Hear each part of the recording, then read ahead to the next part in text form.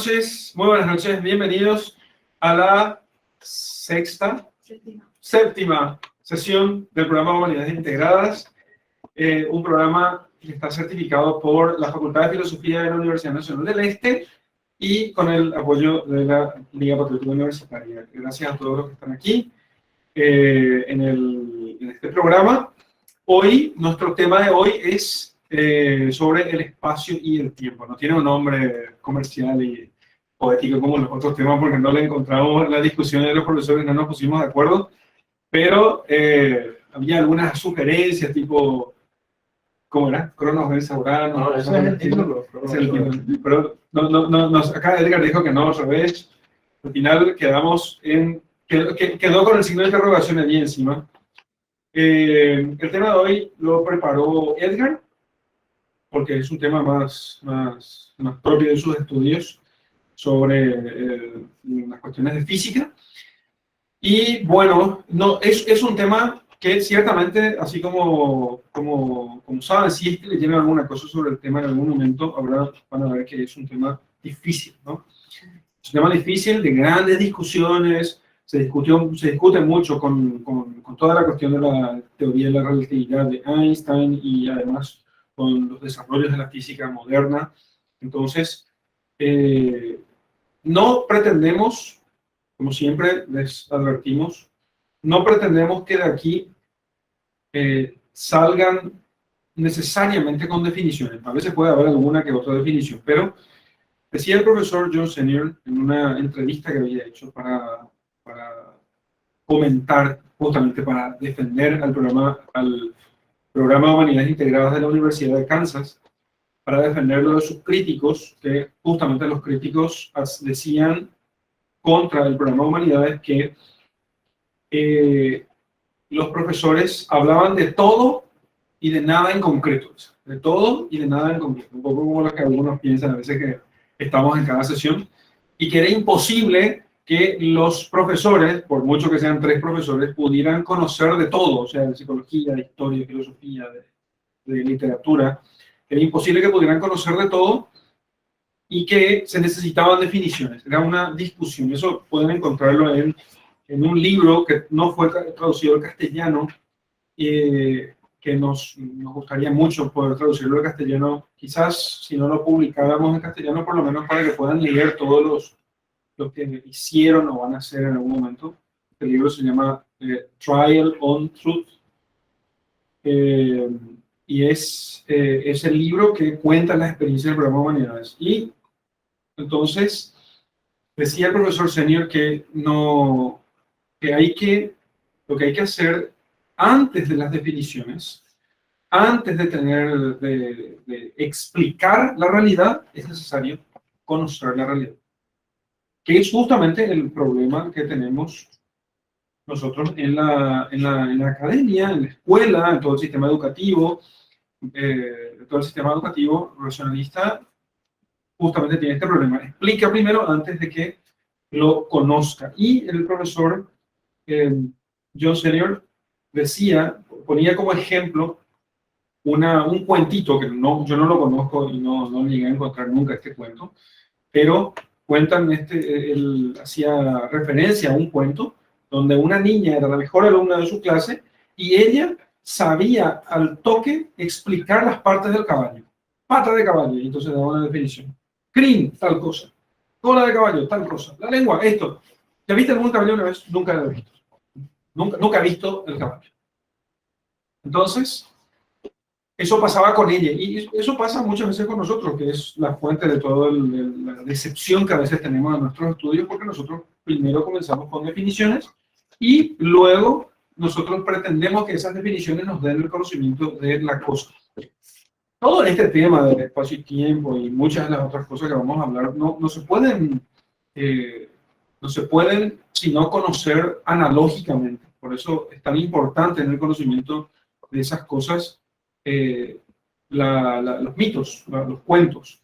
Y eso es lo que procuramos hacer con los mitos, los cuentos que procuramos pasarle a ustedes para que se nos vaya abriendo, digamos así, la vista, ¿sí? Para que nosotros podamos comenzar a ver estas cosas a través de esas historias, ¿no?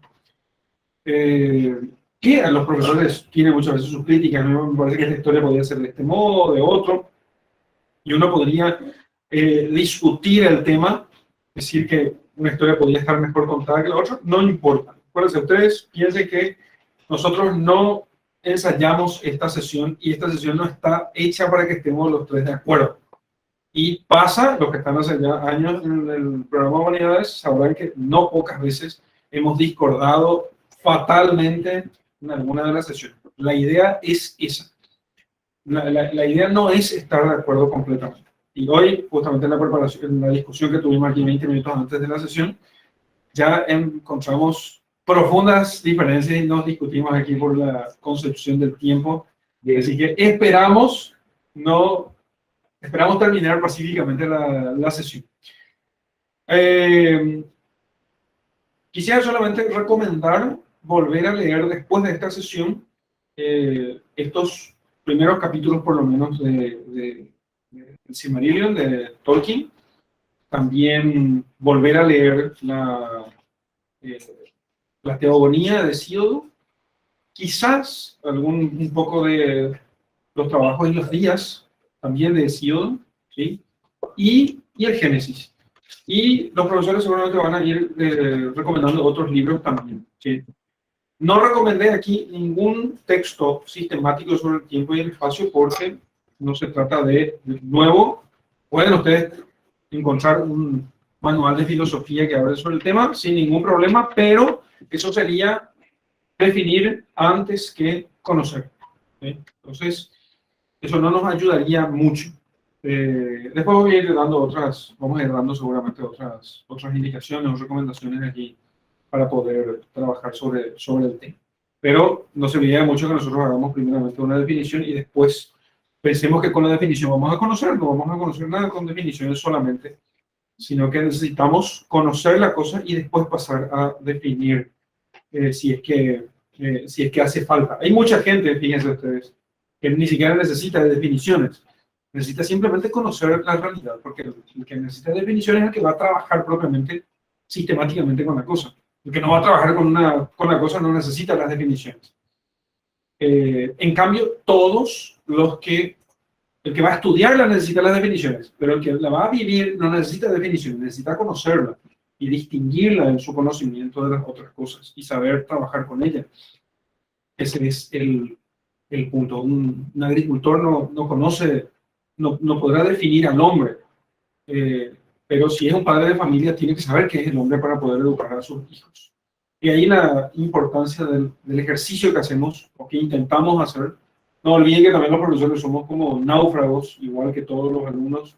Nosotros tuvimos que y seguimos haciendo un gran esfuerzo para poder sobrevivir a la debacle del mundo moderno y también nosotros mismos de sobreponernos al desastre que constituye nuestra educación, la educación en la que nosotros fuimos formados, de tal modo que nosotros también podamos primero conocer para luego explicar.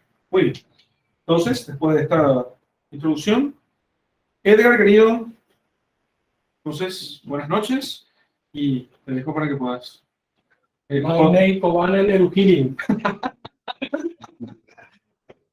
ensayé eso, Eso sí estaba ensayado. Buenas noches a todos. ¿Puedes explicar lo que dice? Sí, saludos élficos, tipo saludos hijos de Ilúvatar o de Eru. Brujería. Un conjuro. Tengo un conjuro acá. Sí, muy buenas noches a todos. Buenas noches a los profesores, a nuestra pequeña platea que está aquí. Sí. Con la debida distancia sanitaria. La verdad que no. Sí, quise cambiar un poco, como ya se habrán dado cuenta los alumnos, hace como esta es la cuarta o tercera que me toca seguida a mí, y para que no digan que soy... En total son 6. Sí. Lo bueno es que dentro de poco ya no te vamos a escuchar. Son 8 en realidad. 8 son. 8. Bien, entonces lo que pasa es que para que no digan ustedes que yo vengo de la religión de Zeus, ¿verdad? Y que le rezo más o menos Atenea. esta sesión la quiero ganar de vuelta. Entonces decidí cambiar de autor, ¿sí? Soy nuevo en el universo también de Tolkien, más o menos. Me voy introduciendo, así que hay nombres que no recuerdo. Y elegí... Casi todo diría yo, ¿no? Elegí, sí, la geografía principalmente es un problema y además que tiene varios nombres en varias de las lenguas, ¿verdad? Es un universo eso. Sí, es fantástico.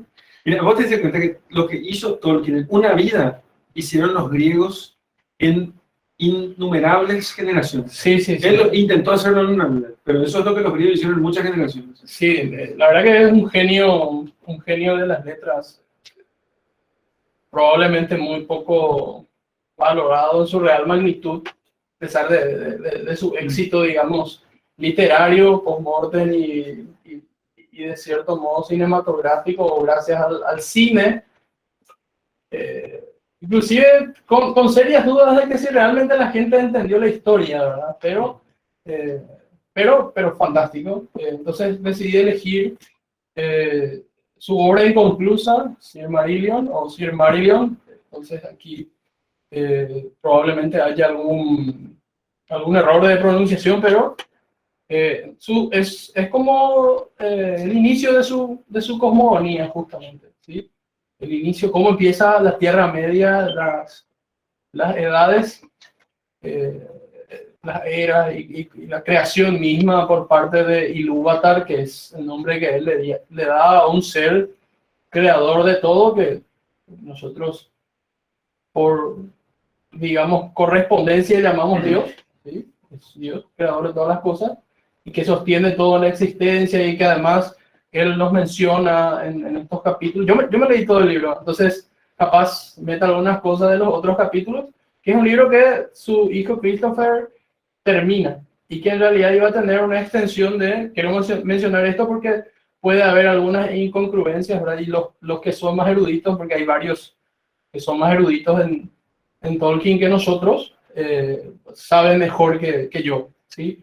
Entonces iba a ser un libro que iba a tener prácticamente la misma extensión que El Señor de los Anillos, que él dejó inconclusa, su hijo más o menos compiló y rápidamente, entonces eso también explica, y quedó en un libro de más o menos 300 páginas en alguna traducción, y quedó por ahí.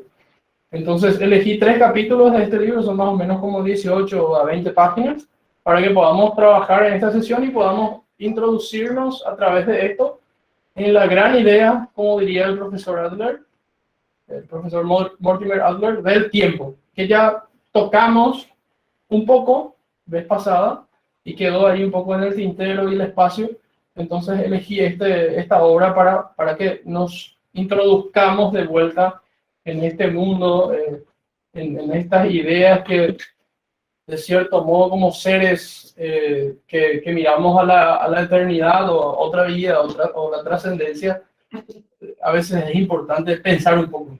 Tal vez no sea lo principal, sí, probablemente hay algunas ideas que el padre mencionó que es una idea también que está muy en boga desde el punto de vista de la ciencia, ¿sí? Justamente porque la ciencia lo que va a hacer es deseternizar el tiempo, ¿sí? Va a hacer otra cosa. Y la idea es que nosotros entendamos el tiempo en todo el término tiempo, en toda su extensión, ¿sí? Que yo lo divido, digamos así, en tres acepciones. Así como el padre Carrera dice que existen 3 tipos de fe, yo así, aquí desde mi pequeño lugar digo que podemos hablar de 3 tipos de tiempo más o menos. Entonces, para introducir esto, siempre es bueno hacerlo desde un cuento para que nuestra imaginación vaya trabajando con eso. Entonces elegí por eso esta obra. Voy a decir brevemente, son 3 capítulos. El primer capítulo, ¿cómo se llamaba Ainulindale. Ainulindale, sí, que es el canto de los Ainu, sí, es, digamos, la gran orquesta. El segundo capítulo es Valakenta, sí. Valakenta es el nombre, por lo menos es lo que los traductores nos dicen que se tradujo en español, pero algún día nos alcanza la vida para leer en inglés, tal vez Didier ya lo pueda hacer. Y es, digamos, la materialización justamente de este canto, ¿sí? De parte de cuando Ebu o Ilúvatar le muestra el mundo creado a través de este canto a los Ainur, ¿sí? Y el tercero que es un capítulo como más o menos el comienzo de los días, o cuando los días, yo diría desde la perspectiva de los hombres o los hijos de Ilúvatar, se empieza a contar. Los hijos de Ilúvatar son los elfos y hombres, y también de cierta manera los enanos. Creo que eso todavía no aparece en el tercer capítulo, pero uno de los Ainur crea a los enanos, inclusive antes que los elfos y los hombres, y con la bendición, pero no les podía dar vida, ¿sí? No les podía dar vida a los enanos. Entonces lo que hizo fue enterrarlos, porque Ilúvatar le prometió que les daría vida, pero luego de darle vida a los elfos. Entonces, de cierto modo, los elfos entonces fueron los primeros seres vivientes que caminaron sobre la Tierra Media que llama Tolkien. Más o menos así, ¿verdad? Yo no sé si alguno de ustedes quiere agregar algo a esto que dije. Yo creo que Alfonso está aquí. Cristian, Alfonso. licenciado en Tolkien. El licenciado en Tolkien está aquí. Estaba conectado, creo que se fue. Entonces, si querés comentar, sería realmente de grandísima... No está. Pero cuando vuelva, lo que le voy a pedir es que... que aporte todas las veces que pueda, porque él es licenciado en Tolkien aquí. El Tolkienista. Ha leído mucho y ha logrado... Técnico superior en Tolkien. Es un técnico superior en Tolkien. Entonces, él ha leído mucho y ha logrado desentrañar muchísimas cosas. La verdad que siempre es muy edificante escucharle, pero no lo veo conectado. Lo he visto recién, pero quizá me haya equivocado. Buenísimo. ¿Algo más? No, era algo que quería decir respecto de esto. Y podemos empezar justamente comentando cómo empieza el mito, ¿verdad? Yo sé que por eso les hablamos al principio, ¿verdad? Bueno, comentamos el tema, a ver si vamos bien. En el principio era Ilúvatar. Eru o Ilúvatar. Eru Ilúvatar. Y entonces él crea, él de su mente salen estos seres llamados Ainur. Y entonces les da, muy interesante, les da a cada uno les da a tocar música a cada uno, ¿sí?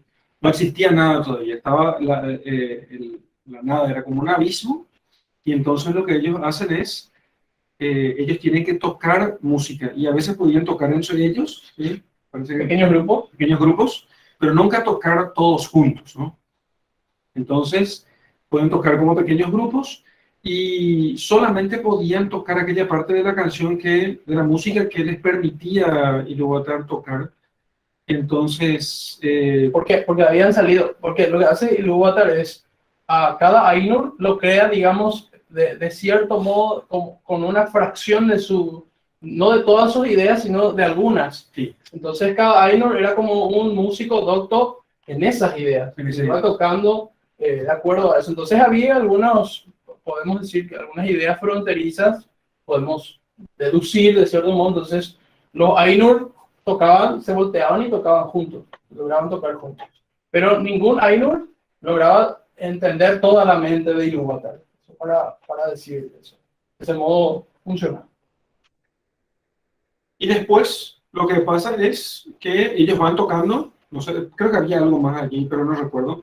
Directamente después de esto, después de que va sucediendo esto, ellos tocan juntos, pero mientras se va desarrollando el canto, mientras se va desarrollando la música, después les pide Ilúvatar que ellos canten juntos, sí, o toquen juntos, que toquen la música juntos. Y entonces Melkor quería... una cosa interesante es que al tocar, fíjense que la música tiene como tiene estas fases. Hay un creador de la música, que en este caso es Ilúvatar, que les pasa la partitura, digamos así, a los Ainur, y ellos lo que tienen que hacer es ejecutar eso. Pero en el proceso de ejecución, en cierto modo, también vos creás algo. O sea, la música está puesta como idea aquí y el autor, el compositor, tiene que saber lo que está haciendo, escribe la música, le paso al músico y él ejecuta la música, pero al mismo tiempo es como de que él participa al mismo tiempo de la creación de esa música. Esa música ha sido compuesta por el autor, pero también ejecutada por él. Entonces, digamos que se necesita para una música bella, claro, como una co-creación. Para una música bella se necesita de dos mentes, la mente del creador, del compositor propiamente, y del autor, y las habilidades, la mente, el corazón del músico que ejecuta aquello. Y entonces, eso es lo que permitía que justamente ellos pudieran tocar su música y volcar esa música hacia a la nada, ¿no? Y entonces llenar aquellos espacios de la nada. Por supuesto que filosóficamente está mal dicho eso, ¿no? Pero Vacío ya dice. Vacíos, esos vacíos, llenarlos de ser. Algo así de sí, sí, sí, sí. No, pero es nada, porque recién esto pasa en el primer capítulo. Ainulindale. En Ainulindale. Yo tengo que pronunciar varias veces. Curso de retórica para pronunciar en Ainulindale. ¿Por qué? Porque ellos no tenían ojos. Los Ainur no tenían ojos. Ajá. Solo tenían oídos. Ah, ¿dónde dice eso? No sé, en el libro. Yo leí toda la obra. Ya. Sí, no, solo tenían oídos. Recién Sí, en Malaquenta, porque como vos ves, en Malaquenta lo que hace es, Ilúvatar les muestra su canto. Sí, sí. Entonces ellos le dan los ojos. Claro. Así Sí. les da los ojos. Les da los ojos. Les da los ojos. Sí. Ajá. Buenísimo. Entonces, Melkor quiere hacer cosas según lo que hay en su mente. ¿Sí? O sea, él quiere inventar cosas según sus propias ideas. Y entonces, como él no quiere ser ejecutor de las ideas de Ilúvatar, él quiere crear cosas según su propia mente. Entonces, él comienza a ejecutar su propia canción y desafina con el conjunto. Y me parece muy interesante esto, dice que su música era una repetición infinita con fragores de trompetas, como en un murmullo creciente de trompetas y una repetición infinita. Como no hay allí propiamente la infinitud, la inmensidad de Dios. Es como en las teles antiguas, cuando te falla la señal, tenés, ¿cómo se llama? Ruido, sí, El ruido. Sí, es ruido. Entonces, claro, queda como repitiéndose los puntos simplemente. Sí. Ahí hay una figura interesante, que cuando se repite una idea una y otra vez respecto de un conjunto que en armonía va creciendo, digamos, va avanzando, la repetición es justamente esa repetición es caótica.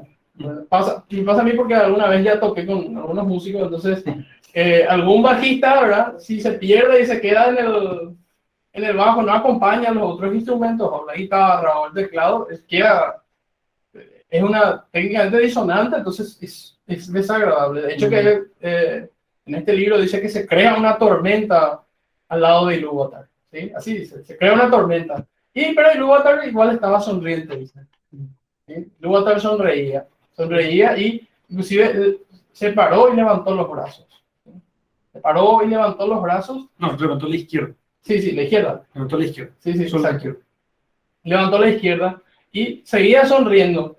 Después hubo digamos como una segunda, empezó de aquí a crearse como otra música. A partir de eso, crea una música nueva, a partir de la disonancia de Melkor. Sí, yo tengo mi teoría, porque eso se ve reflejado en la Tierra Media, justamente. ¿sí?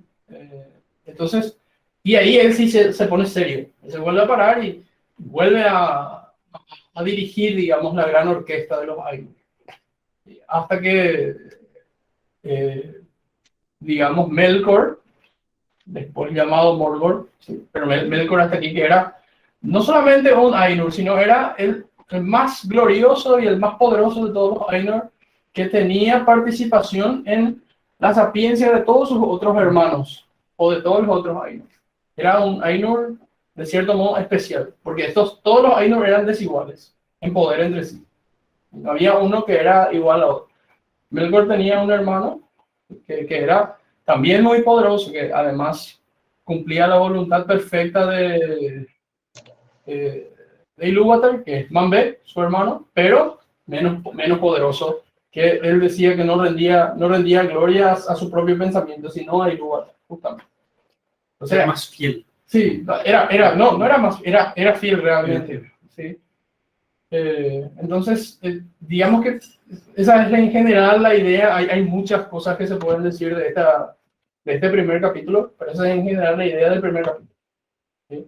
Y en el segundo capítulo, como dije, me parece que lo principal que pasa es que que Ilúvatar le muestra a todos los Ainur, incluido todavía Melkor, ¿sí? Porque Melkor era como que disimulaba, o sea, su rebeldía no era violenta, ¿sí? No era violenta, no era una revelación. Sí, él ciertamente él entendía la bondad de las cosas, no quería maldad por maldad, sino él entendía solamente que quería que él ser el creador y el regente o el gobernante de todas las cosas. Y en este segundo libro, que es Valakenta, lo que hace Ilúvatar es mostrarle a los Ainur el reino que ellos crearon. Y Tolkien no lo dice, ¿verdad? Pero en la Tierra Media está la Tierra Media, Númenor, que es un reino intermedio destruido después por Ilúvatar, ¿sí? Y después está el reino de los Valar, ¿sí? Es donde ellos reinaron posteriormente. Primero ellos fueron Entonces, lo que dicen Valakenta es que algunos de los Ainur decidieron marcharse de la presencia o de la cercanía de Ilúvatar para bajar a la tierra a trabajarla. Porque también lo que aconteció en esta música fue que Ilúvatar le reveló a ellos todo su plan. No concretamente, o por lo menos tal vez en sus limitaciones, digamos así, porque cada uno salía de una parte específica de la mente de Ilúvatar. Cuando él reveló el plan, digamos, de toda la creación, ellos tampoco lograron comprender en su totalidad esa idea. Pero entendían algunas cosas. Sabían, por ejemplo, que iban a venir los hijos de Ilúvatar, que iban a existir los elfos, que iban a existir los hombres, que iba a haber una edad de oscuridad, luz, todo eso ya les fue comunicado. Entonces ellos decidieron bajar a la tierra para trabajar en el mundo, ¿sí? Trabajar en el mundo. ¿A ti parece una analogía muy directa con el Génesis? Sí. Con toda la mitología. Con toda la mitología. Prácticamente. ¿Sí? Sí. De hecho, vos ¿cómo te sorprende? ¿no? Me parece muy directa la analogía. ¿Y no te parece que también se parece con la teogonía de Hesíodo? Bueno, ¿conoces alguna otra teogonía? Sí. Pasa que el Hesíodo no tengo tan claro el detalle, pues, el Génesis. Bueno, entonces Gracias a Dios. Es muy parecido. Fíjate que también en otras teogonías, que las conozco de forma superficial, funcionan también del mismo modo, ¿sí? Básicamente todas las teogonías tienen la misma estructura. Y la historia de Tolkien, digamos rápidamente así, tiene la misma estructura, aunque es un universo completamente, un universo fantasioso, pero tiene la misma estructura que hay una sola estructura. Esa estructura, ese cuento original, lo hizo Dios, que es creación, caída, creación, elevación al orden sobrenatural, ¿sí? Dios crea al hombre, le da al hombre un destino que está por encima de su naturaleza, el hombre es infiel y cae, luego hay una lenta subida, ¿sí? En el cual tenés una conquista de la tierra, luego tenés al final, en la plenitud de los tiempos, tenés una redención, ¿entendés? Y luego tenés una historia post-redención que concluye con un juicio final. Esa es la estructura de todas las mitologías. ¿Entendés? Esa es la estructura igual de todas las mitologías. Tú tenés la mitología nórdica, tenés en los griegos, los romanos que copian a los griegos, justamente porque se dan cuenta de que ellos tenían una historia, entonces ellos necesitaban tener su propia historia. Eso que hicieron los romanos, todos tienen que hacerlo, ¿no? Que es lo que, digamos, que lo que hizo Virgilio respecto con la mitología griega. Para Roma, es lo que hizo Tolkien, ¿sí? Tomando mitología nórdica y compañía y las lenguas anglosajonas para Inglaterra, porque él había notado que Inglaterra no tenía eso. Y es lo que le dije a un amigo en estos días, que Paraguay no tiene. Paraguay no tiene esa historia. Paraguay tiene demonios invencidos. Pero los mitos paraguayos son demonios que nadie venció. Imagínate, son demonios que nadie venció. No tiene una mitología de victoria sobre esos demonios. Pero esa es la estructura, por eso es siempre la misma estructura. ¿Sí? Pues cambian los protagonistas, ciertos detalles, pero básicamente siempre es la misma. Y incluso en la historia egipcia pasa lo mismo, por eso algunos ateos suelen pensar que la historia cristiana es una copia de la egipcia. En realidad la egipcia y otras siempre son desarrollos de lo que primordialmente fue revelado a nuestros primeros padres, Adán y Eva en el paraíso. Eso lo digo solamente para que entiendas por qué es tan parecido, porque uno dice, esto le parece al Génesis. ¿Sí? Tolkien era católico. ¿Sí? Pero es inevitable porque Si quieres una historia, es inevitable que lo hagas así. si bien lo decía Steve Jobs, ¿sí? Decía, Ok. todos los grandes artistas copian. Sí, Todos los grandes artistas copian. Y si copias, tenés algo que es anterior. Y si vos te remitís a aquello que es lo más anterior a la narrativa principal, tenés el Génesis. Ahora, analizando y leyendo el prólogo del libro que pasó Edward, del Silmarillion, decía que esto fue como un ordenado de manuscritos que él tenía y que él estaba tratando de hacer la cosmogonía de toda su creación del Señor de los Anillos, y que él inclusive empezó antes, que antes, su cosmogonía, antes de escribir el Señor de los Anillos. Y que a lo largo de toda su vida él fue agregando, modificando, y con el cambio de su propia personalidad, o el desarrollo de su personalidad, llegó a inclusive a escribir cosas que son contradictorias unas con otras. Entonces, por eso digo yo, probablemente tengas una opinión contraria, que él no llegó a una perfección tan grande como los griegos porque era solo un hombre. Estoy completamente de acuerdo. Exacto, ¿verdad? Es lo que yo dije. Un tipo hizo el trabajo de varias generaciones. Bueno, pero él inclusive no llegó a publicar eso. Sí. No, ¿verdad? Entonces, ¿qué voy? Si bien este tipo de historias fantasiosas que ocurren en un mundo enteramente diferente y creado por el autor, necesitan tener estas bases cosmogónicas, sí o sí. Ahora, a mí lo que me parece interesante es que partiendo de la interpretación del Génesis, si es como la fotocopia de una misma historia contada de otra manera, ¿verdad? Necesariamente tiene las mismas características de interpretación. Cuando estaba leyendo y que todo fue creado a través del canto, o sea, y vos estabas hablando de la partitura como la idea y de la expresión de la música como aquello que creaba, ¿verdad? Como dos entes. Tenés lo que ya habíamos discutido como el significado y la forma de expresarlo. Entonces, siendo el significado la idea o la mente o la partitura, y la expresión, que es lo que se ve en la materia, o la voz, o las ondas de sonido, o aquello que cambia.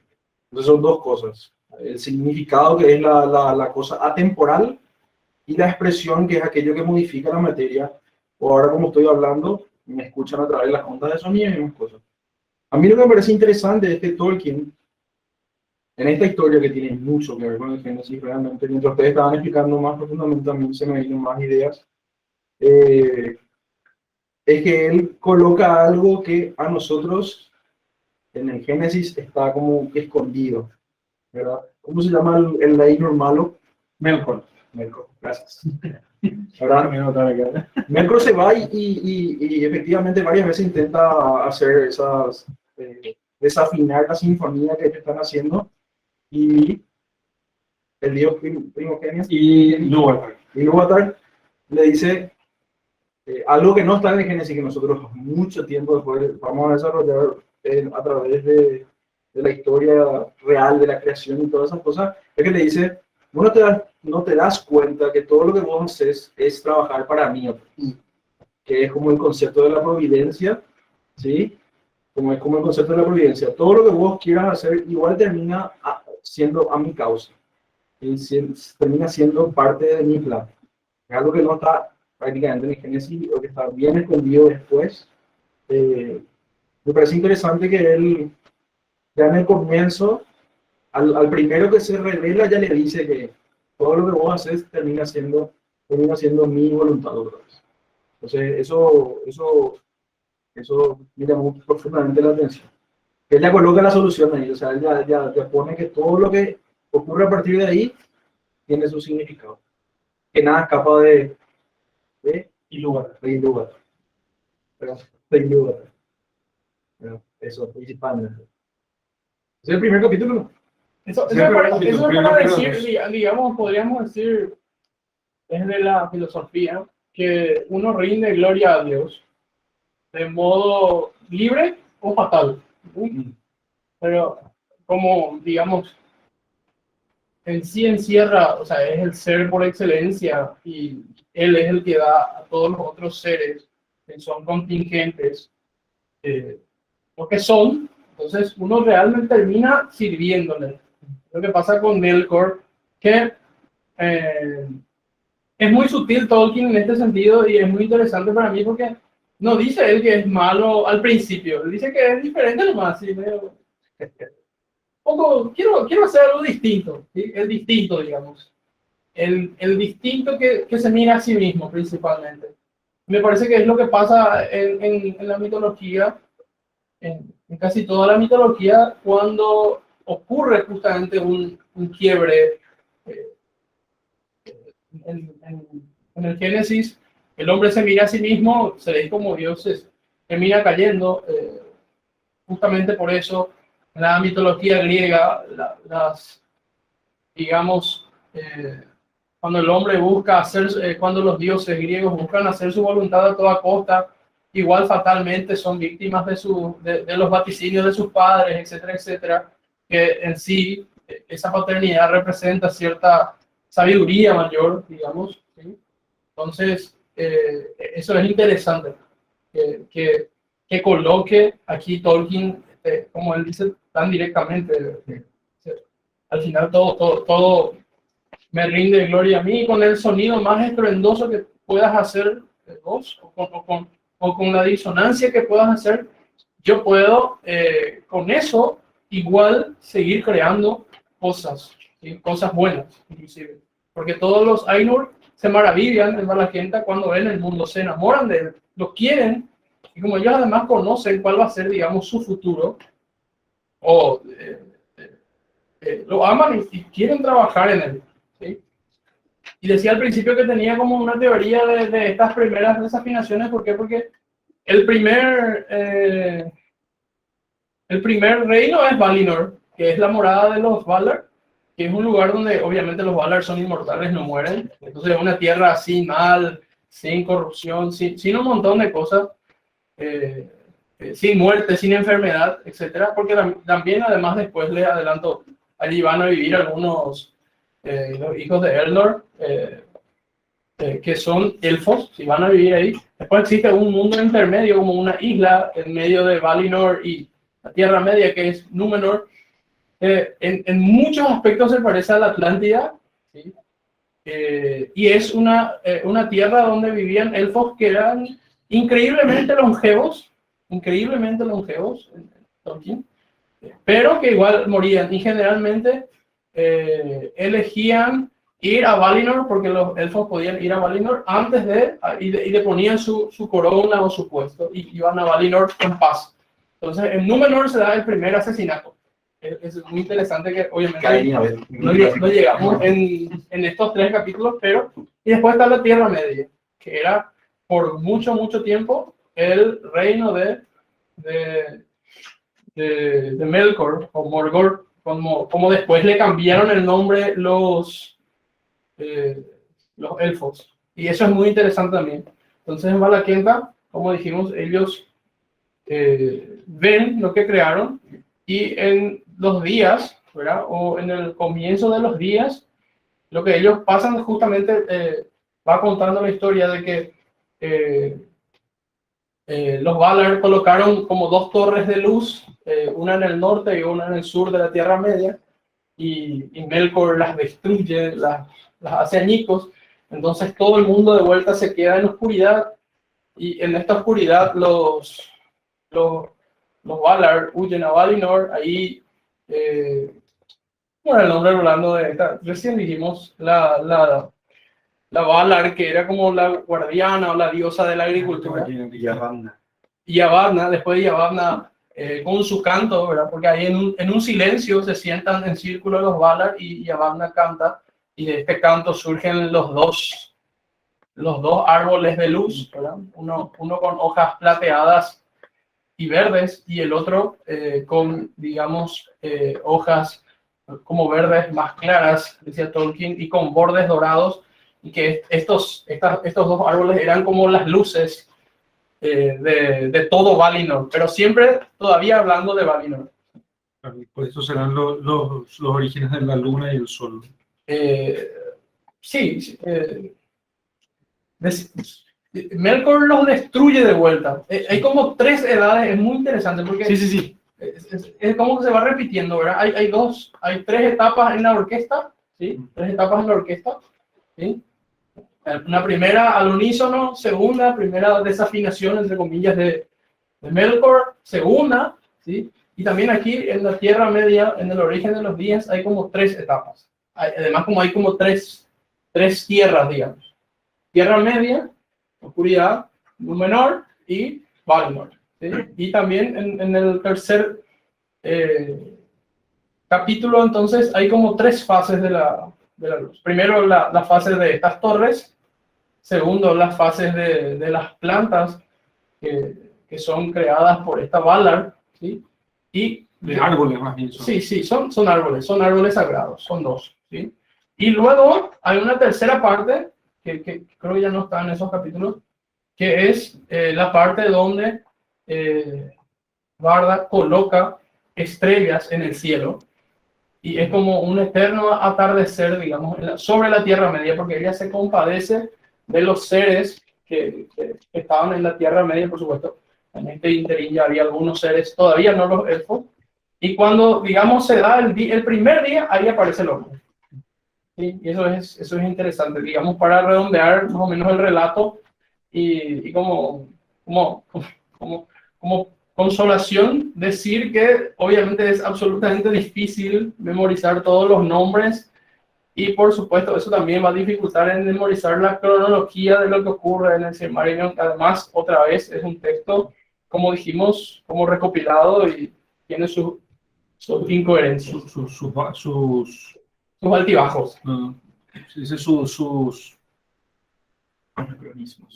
huecos. No, tiene las lagunas. Su laguna, exacto. Tiene lagunas. Bueno, acá hay alguna. Lilian pilló enseguida la cuestión, porque dijo Lilian Martínez, de entrada, ni siquiera comenzamos todavía, y dijo: la relación que tiene la música y el tiempo es que el tiempo de la música es diferente a nuestro tiempo. Sí, el tema, supongo que elegiste vos del Silmarillion, porque ellos crean las cosas, crean Ea y Arda. Arda es como la Tierra y Ea es el cosmos. crean eso en el vacío con la música, que es cierto tiempo. Que en la música es como tiempo y espacio, y es tiempo y espacio lo que justamente se derraman sobre el vacío, ¿verdad? Sí. ¿Sí? Sobre la nada. Sobre la nada. Sobre la nada. Y allí entonces, en eso se crea Ea y Arda. Sí. Supongo, yo cuando leía suponía que era por eso que habías elegido el texto. También. La idea, en realidad en toda solamente en la Biblia, en el relato bíblico, no cuenta que Dios cuando estaba creando las cosas estaba cantando, ¿sí? Pero después hay otras menciones de que efectivamente en el reino sobrenatural, un cristiano cielo, los ángeles cantan, ¿verdad? Están en júbilo, rinden alabanzas. La música es algo común en la mitología. Y es un medio para crear relativamente repetitivo, ¿sí? Relativamente repetitivo. La mitología nórdica, por lo menos en el origen, tampoco hay música, pero en ese lugar donde hay menos sufrimiento, siempre hay música, ¿sí? En la ausencia de mal, digamos, como en el Valhalla, ellos están siempre como en permanente del parranda, ¿sí? Los vikingos, ¿sí? En el Olimpo, Muchas cervezas y esas sí, cosas. en el Olimpo está Apolo, que es como el músico por excelencia, ganó varios concursos, hubo varios mortales y semidioses en la mitología griega que lo desafiaron, inclusive Pan, también creo que con Orfeo, pero de hecho Orfeo tiene como el favor de Apolo para tocar, ¿sí? Y la música inclusive tranquiliza y doma o conmueve el corazón de los dioses.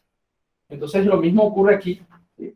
Y como dice Lilian, claro, para que la música se da en este mundo, pero tiene ecos de la eternidad, o nos habla de la eternidad, ¿sí?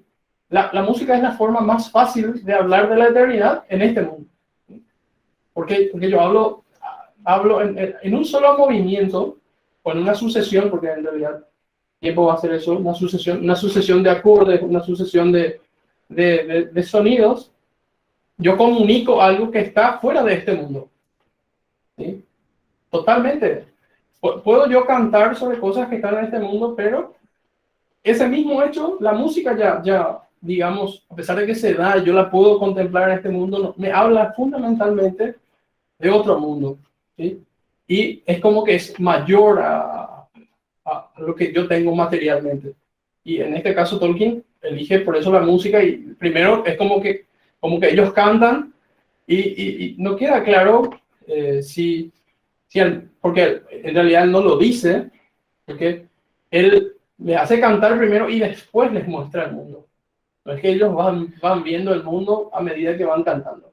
No, yo no sé cuál es el propósito de Tolkien allí, pero lo que claramente sí podemos ver es que esta música es como, no podemos pensar en música sin tiempo, ¿sí? Es un elemento que tiene que haber en la música. De hecho, nosotros podemos decir qué es la música, y la música va a ser algo que va a tener tres elementos: melodía, armonía y ritmo, ¿sí? Obviamente nosotros hoy entendemos el ritmo como un golpe o algo que marca, o es la división, es el tiempo en realidad, es el tiempo, ¿sí? En el gregoriano, justamente como habla de Dios, el tiempo no es tan importante, ¿sí? Por supuesto que no voy a poder hacer una misa de Angeli, así que, qué sé yo, el primer acorde dure eternamente. Hay como una naturalidad en ese canto. Entonces el director, por más que no esté marcada en la partitura o en la, ¿cómo se llama eso? ¿Neuma? En el neuma. No, pero partitura sí. Sí. Bueno, eso es porque vos nunca viste las partituras ambrosianas. No, Eran pero casi infinitas. No, neuma se llama Los neumas son las notas, ahí está la música. Las figuras son las sí. notas. ¿Cómo se llama la forma de escritura? Partitura también, ¿eh? Sí, siempre partitura. Sí. Entonces, bien, pero el tiempo no. Pero tenés razón cuando decís que en el gregoriano, como querés hablar de cosas eternas, Sí, no hay ritmo. Sí hay. ¿Hay ritmo? Solo que el ritmo lo dicta la palabra. Sí, entonces no hay. Entonces no hay ritmo propiamente como un compás material que te va marcando el paso, el ritmo no tiene ser propio. sino que es el logo propiamente el que te da el paso. Sí. Ahí ya me da. No hay Ya se me encendió, mesura en realidad. Acá, ¿eh? ya se me encendió la No, lamparita. eso es. Justamente Es que no es el ritmo. Digamos, no se puede decir que hay Sí, puede ritmo haber. como el modo moderno. Sí, No, en ese exacto. sentido no, pero El modo moderno no. No, porque yo con un metrónomo, ¿verdad? Yo marco las pulsaciones, Sí. ¿verdad? O sea, yo mido, y en el gregoriano eso no es tan crucial. Hay otra forma de medir que es la palabra. Entonces yo tengo que hacer que esa palabra encaje, digamos así, de modo bello. No, al contrario, Sí. es al revés. La melodía tiene que encajar con la palabra. No, bueno, La palabra es la es señal, lo que quise justamente. decir, perdón, pero es eso, ¿verdad? Yo agarro como la palabra, yo quiero expresar esta palabra musicalmente hablando, Sí. ¿sí? Entonces, la tomo. La melodía tiene que adaptarse. Ese es justamente el tema del gregoriano. Es la melodía la que tiene que adaptarse a la palabra. Sí, y entonces después yo tengo otro, que armonía es otro elemento que va a hacer que esto, digamos, camine con cierta proporción, orden. O sea, hay una serie de notas que no puede ir una, dependiendo del modo musical que yo estoy usando, no puede ir una después de la otra. Hay una serie de reglas, Sí. o sea, no es tan arbitrario. Y pues la melodía es como algo, inclusive, que más directamente habla de la belleza, ¿no?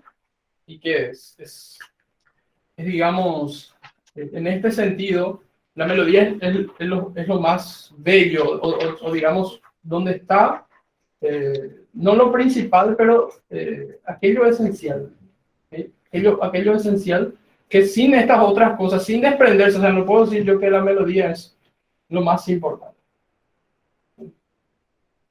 Yo no puedo decir que la melodía es lo más importante, a no ser que yo tenga una obra, que es lo que ocurre en la música moderna, donde yo puedo tener una obra que yo puedo tener una melodía, o una obra cantada a 2, 3, 4 voces, donde una voz es la melodía. Generalmente es la voz de las sopranos, o en algunas partes, depende del compositor, es otra voz la que lleva la melodía y las otras voces van haciendo como relleno, si no cantan al unísono, que es también otra cosa interesante.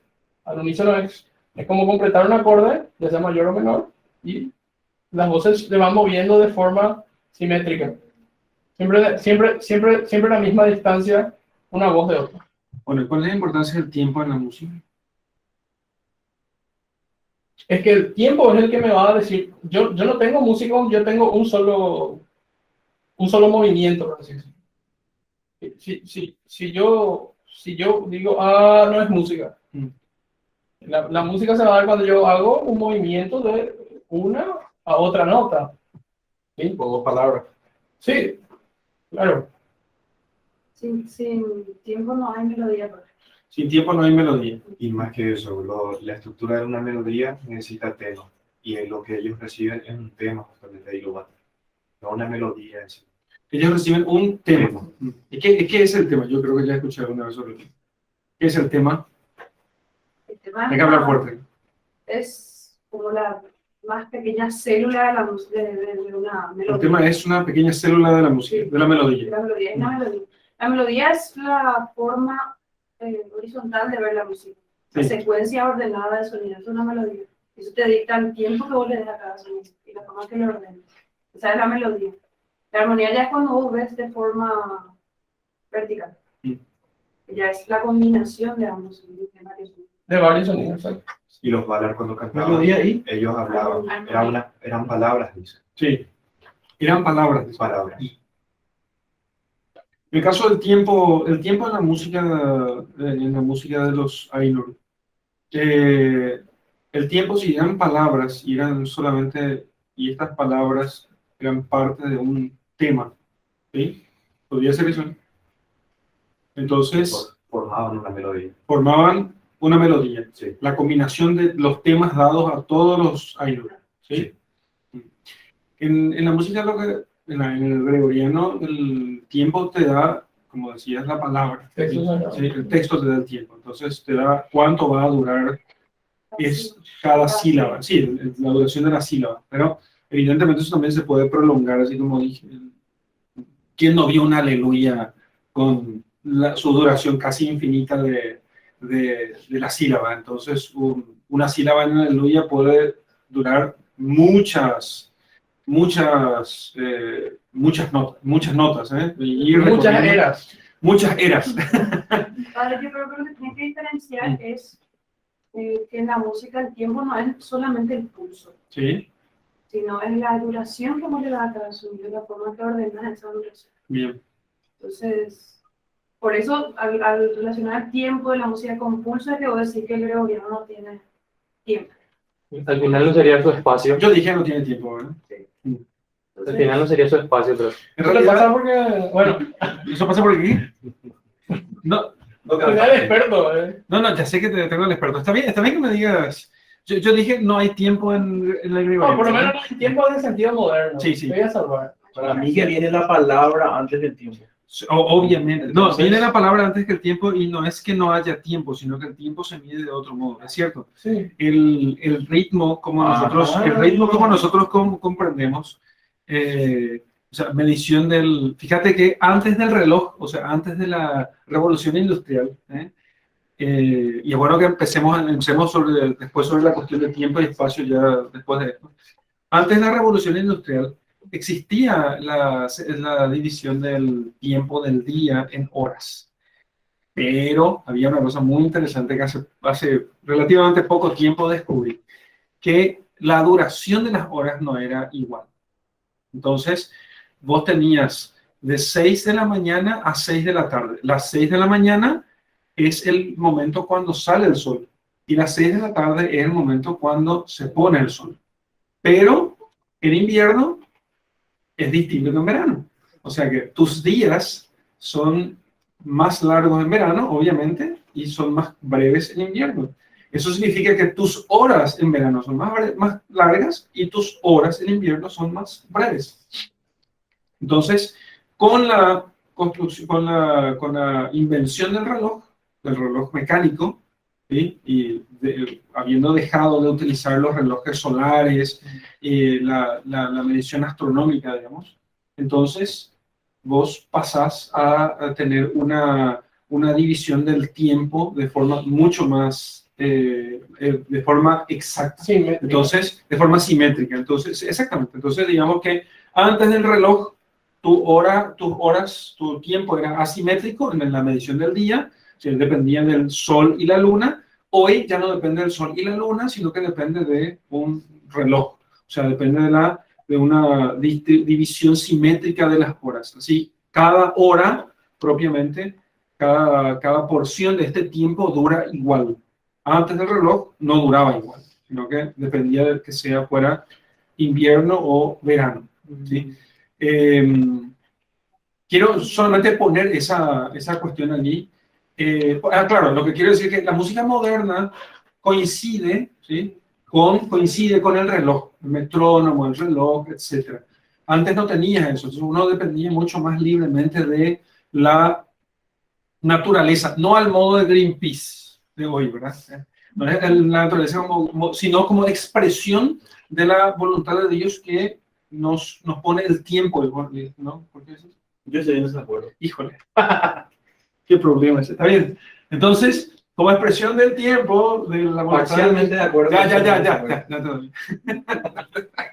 Porque hasta ahora estaba callado, estaba aguantando. Entonces, y antes tener la palabra, ¿no? O sea, Dios que profiere palabra para poder crear las cosas. Entonces, el canto gregoriano, que en realidad es una. Bueno, no sabes mejor que yo. No, que es una evolución del canto griego.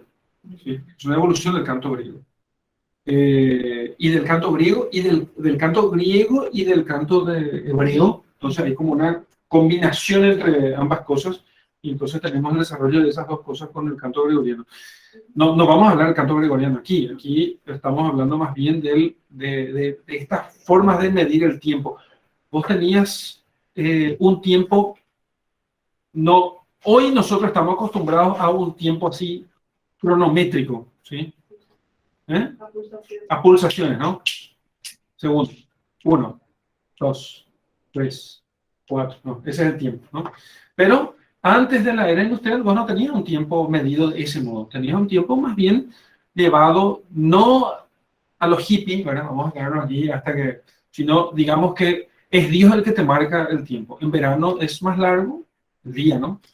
Y en invierno es más breve. Entonces, aunque no es que varía mucho la cosa, pero en cierto modo es Dios el que te marca el tiempo. ¿Querés decir algo para estar de acuerdo? Sí. ¿Quieres comer esa noche? Sí, sí. Si bien no había esta distinción atómica del tiempo en segundos, minutos, horas, días, 24 horas del día y demás cosas, Había las 24 horas. División Bueno. simétrica. entonces ya había una forma. Había una Si forma. bien vos le podés llamar imperfecta, siendo analógicamente a un sistema mecánico para medirla, como el reloj, el que dictaba No. el tiempo principalmente es la luz del día. No la llamé imperfecta. No, yo te estoy diciendo lo mecánico imperfecto. No estoy, pero yo no usé el término mecánico y como imperfecto. Yo me llamo el reloj. Estoy diciendo simplemente que está diferente. Bueno, ¿por qué el sol? Que si bien en mi teoría, ¿verdad? Hay varias formas de entender el tiempo de forma primordial, tiene mucho que ver con la palabra que posiblemente comenté después. Vos ves que en el Génesis, para marcar los tiempos, se crean las dos lumbreras, Sí, el sol y la luna. soy, Y si bien hace un tiempo, ponele que hace 10 años, había leído un comentario de un papa, no recuerdo cuál, pero era el papa que se opuso firmemente a la implementación del alumbrado público en el Vaticano. ¿en serio? Se opuso firmemente. Y yo me reía, o sea, hace 10 años yo decía que qué locura, ¿verdad? O sea, alumbrado público, bueno, caminar de noche con luz, bueno. Okay. Pero él decía eso por alguna razón, y yo dije, bueno, en algún momento voy a descubrir esa razón. Y su argumentación era que por alguna razón Dios había separado el día de la noche. Ah, Por alguna razón clara había separado el día de la noche, la luz de la oscuridad. ¿no leíste el Principito? Claro que sí. Entonces No, pues, él acaso. separó. Entonces te digo, si bien había de manera imperfecta una forma de medir el paso del tiempo, ya sea colocando los dedos en el horizonte y el hombre ya sabía un aproximado cuándo se iba a ver la luz. No es la introducción del sistema atómico de medida del tiempo lo que cambia las cosas, sino la introducción de una luz artificial mucho más fuerte que la luz del fuego. Antes vos tenías la vela, ahora tenías el fuego. Y si bien eso no influye como estas luces halógenas en tu ciclo, ¿sí? En tu ciclo circadiano no te dejan despierto. Sin embargo, el fuego bien te relaja. Si estás ahí en una fogata o para dormir o en una vela leyendo, uno pasa automáticamente a tener sueño. Yo creo más bien que la introducción de la luz artificial es lo que hace más el cambio, este cambio sustancial de hacer una disrupción en el tema del tiempo, que el reloj. Sin embargo, el reloj es una manera de medirlo, ¿verdad? Había ya otras maneras de medirlo. Si bien se puede llamar imperfecta de la manera como se medían antes, no es que no había ninguna noción del tiempo como marcada. Había esa inversión de luz y noche y otras formas de medir y otras formas de cómo los humanos ya medíamos el tema del tiempo. Eso no, quiero acotar lo que dijiste. No, en ningún momento yo no usé el término perfecto o imperfecto. Dije que era diferente. ¿Sí? sí. Entonces, dije que era diferente y quizás sí, entendiste vos que yo dije que era mejor antes de la introducción del reloj. Sí, me decía yo que era mejor eso, pero solamente en tanto esto, en tanto que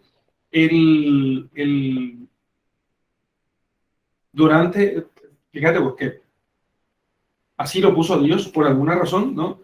Que las horas durante el verano duren más que en invierno, tiene una buena razón. De hecho, se trabaja más durante el verano que durante el invierno.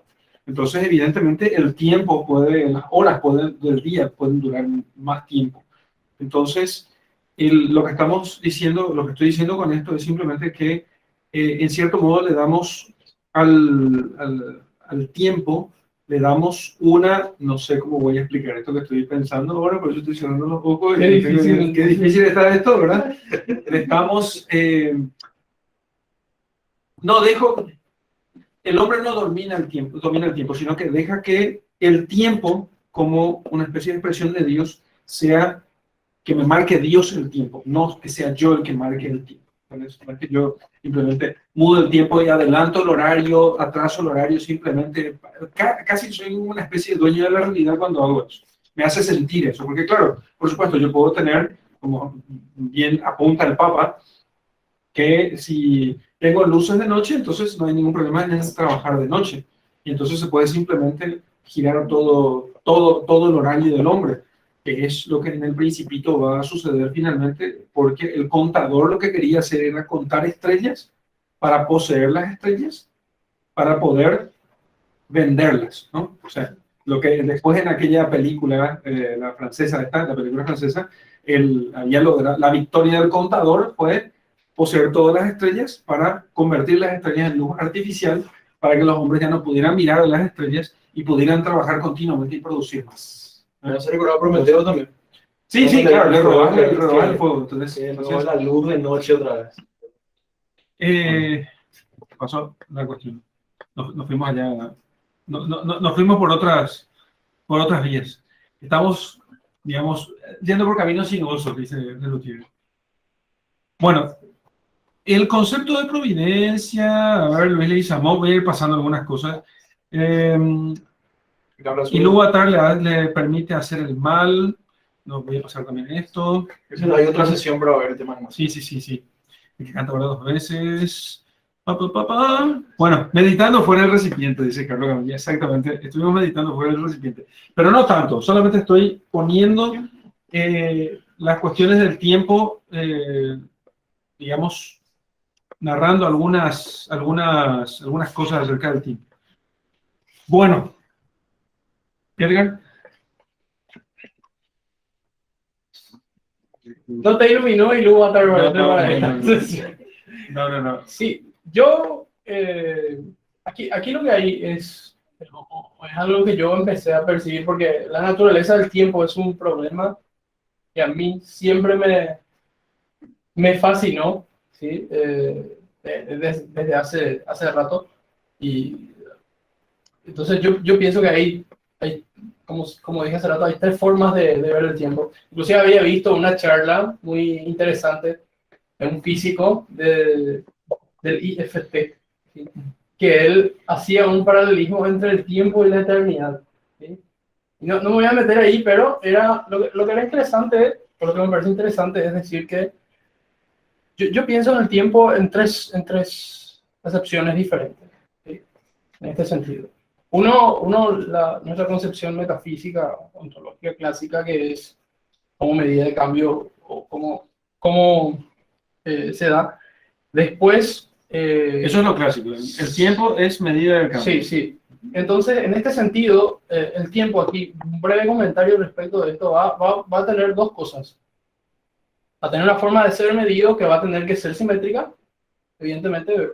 Después, claro, esa simetría se va a perfeccionar, simplemente no es que no exista, ya existía, sino tenemos una forma de verla mejor con el reloj, ¿sí? Antes la veíamos, qué sé yo, con el avance del sol, yo supongo, porque lo practiqué cuando era niño, yo recuerdo, porque no tenía reloj y bueno, en mi casa no se escuchaba radio, y entonces los electrodomésticos a la hora de la mañana estaban apagados.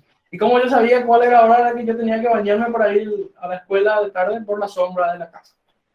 ¿Sí? Parece un poco arcaico, pero les cuento que funcionaba. Después, obviamente, se cambiaba el horario y me armaba el despelote, ¿verdad?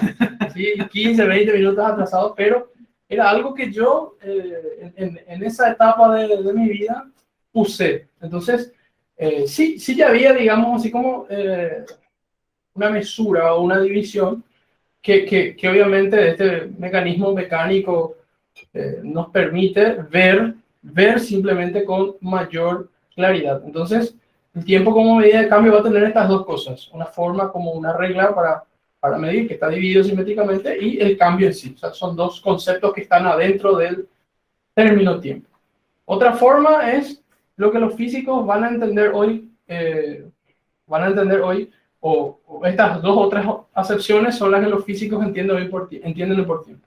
Entonces van a entender, por un lado, que el tiempo es relativo, como dicta la teoría de la relatividad, ¿sí? Que va a hablar justamente que el tiempo, digamos, va a depender de la velocidad, o, digamos, tiene mucha relación esto con esto, la velocidad con el punto de referencia, con el que viaja, y aquí se pueden hablar de varias paradojas. Y en tercer lugar, Explícalo mejor. Sí, sí, que el tiempo es relativo. Sí, que el tiempo es relativo. Entonces, hay varios, digamos, desde el punto de vista físico, esto es cierto. Sí, es cierto si tenemos en cuenta que ellos van a usar este mismo parámetro que es estático, metafísicamente hablando, y van a compararlo con algo que pasa en el mundo físico, ¿sí? Entonces, ellos van a decir que a medida que una partícula o la materia se acerca a la velocidad de la luz, se expande, la famosa... Pero eso no es agregando más elementos nomás. eh, Porque el tiempo sigue siendo igual. Exactamente, metafísicamente no hay un cambio, es lo mismo, pero aquí yo tengo una mala interpretación del tiempo, ¿sí? Y ¿En dónde? Sí, en la relatividad, o sea, sí. Pero no, bueno, esa cuestión, guardarla porque es justamente el punto de discusión sobre, bueno, ese es tu segundo modo de ver el Sí, tiempo. yo lo veo así, ¿sí? Es una cosa que voy pensando hace Segundo modo de ver el años. tiempo es una faceta del estudio. Una acepción, diría yo. Una Acepción. Acepción del término, sí, porque esto no es algo acabado, no te puedo decir esto es así. Okay. Es lo que yo pienso. La tercera faceta, modo. Como ente de razón matemática, ¿sí? Que es la faceta que va a usar después, por ejemplo, Stephen Hawking, ¿sí?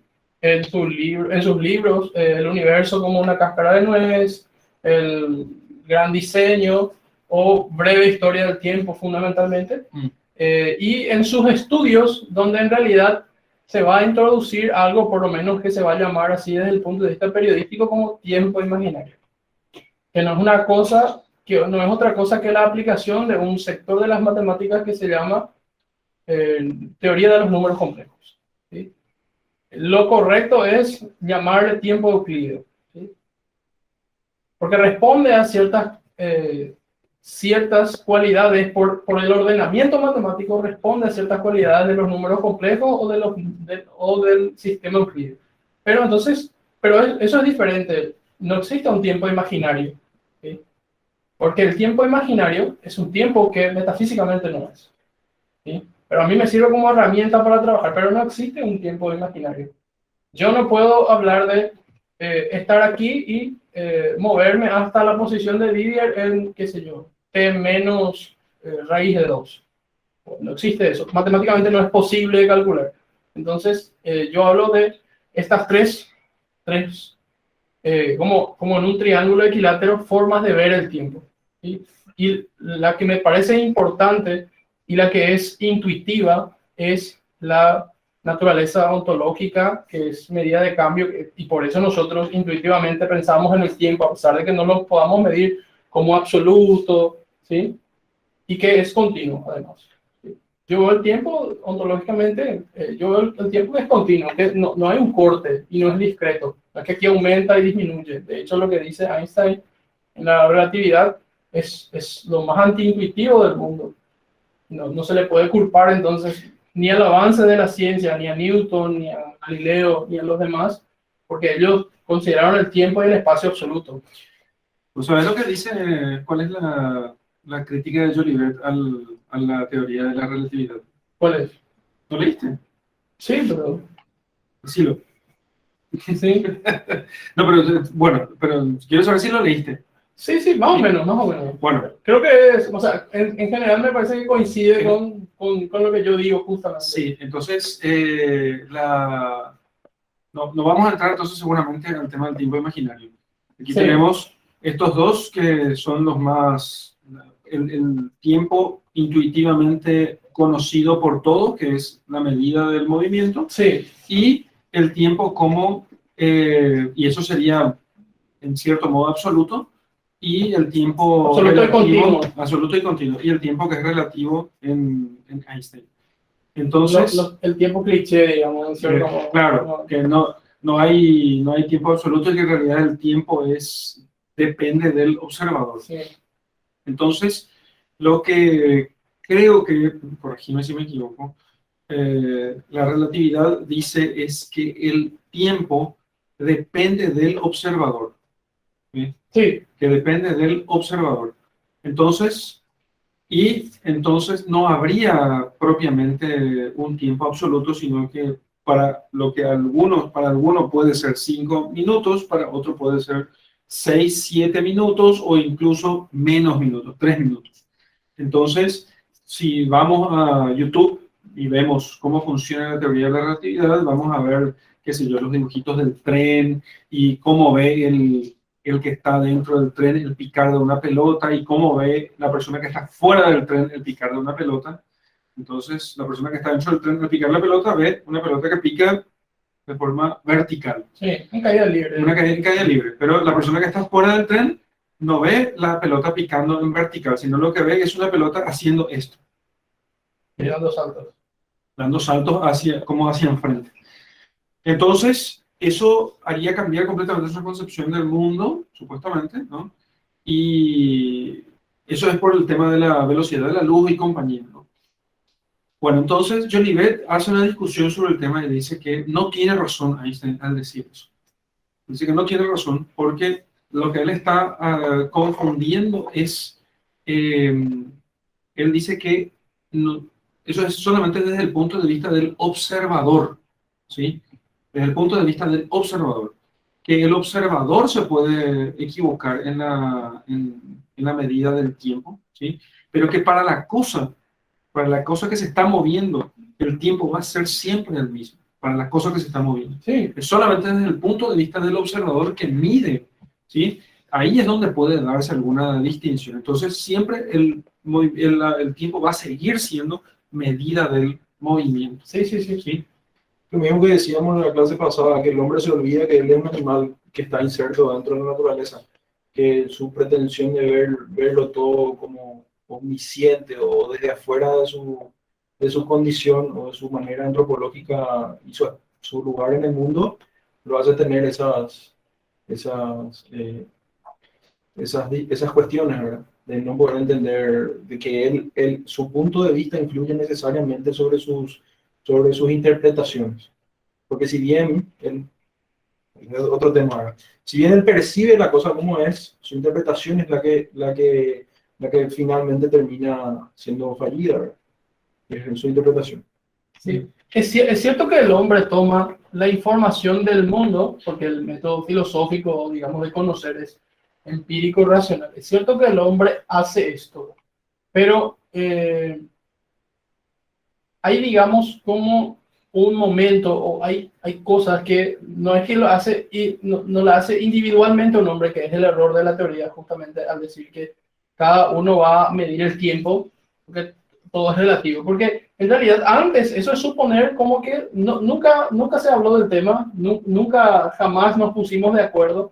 Siempre para hablar de algo hay que estar como mínimamente de acuerdo en algo y tener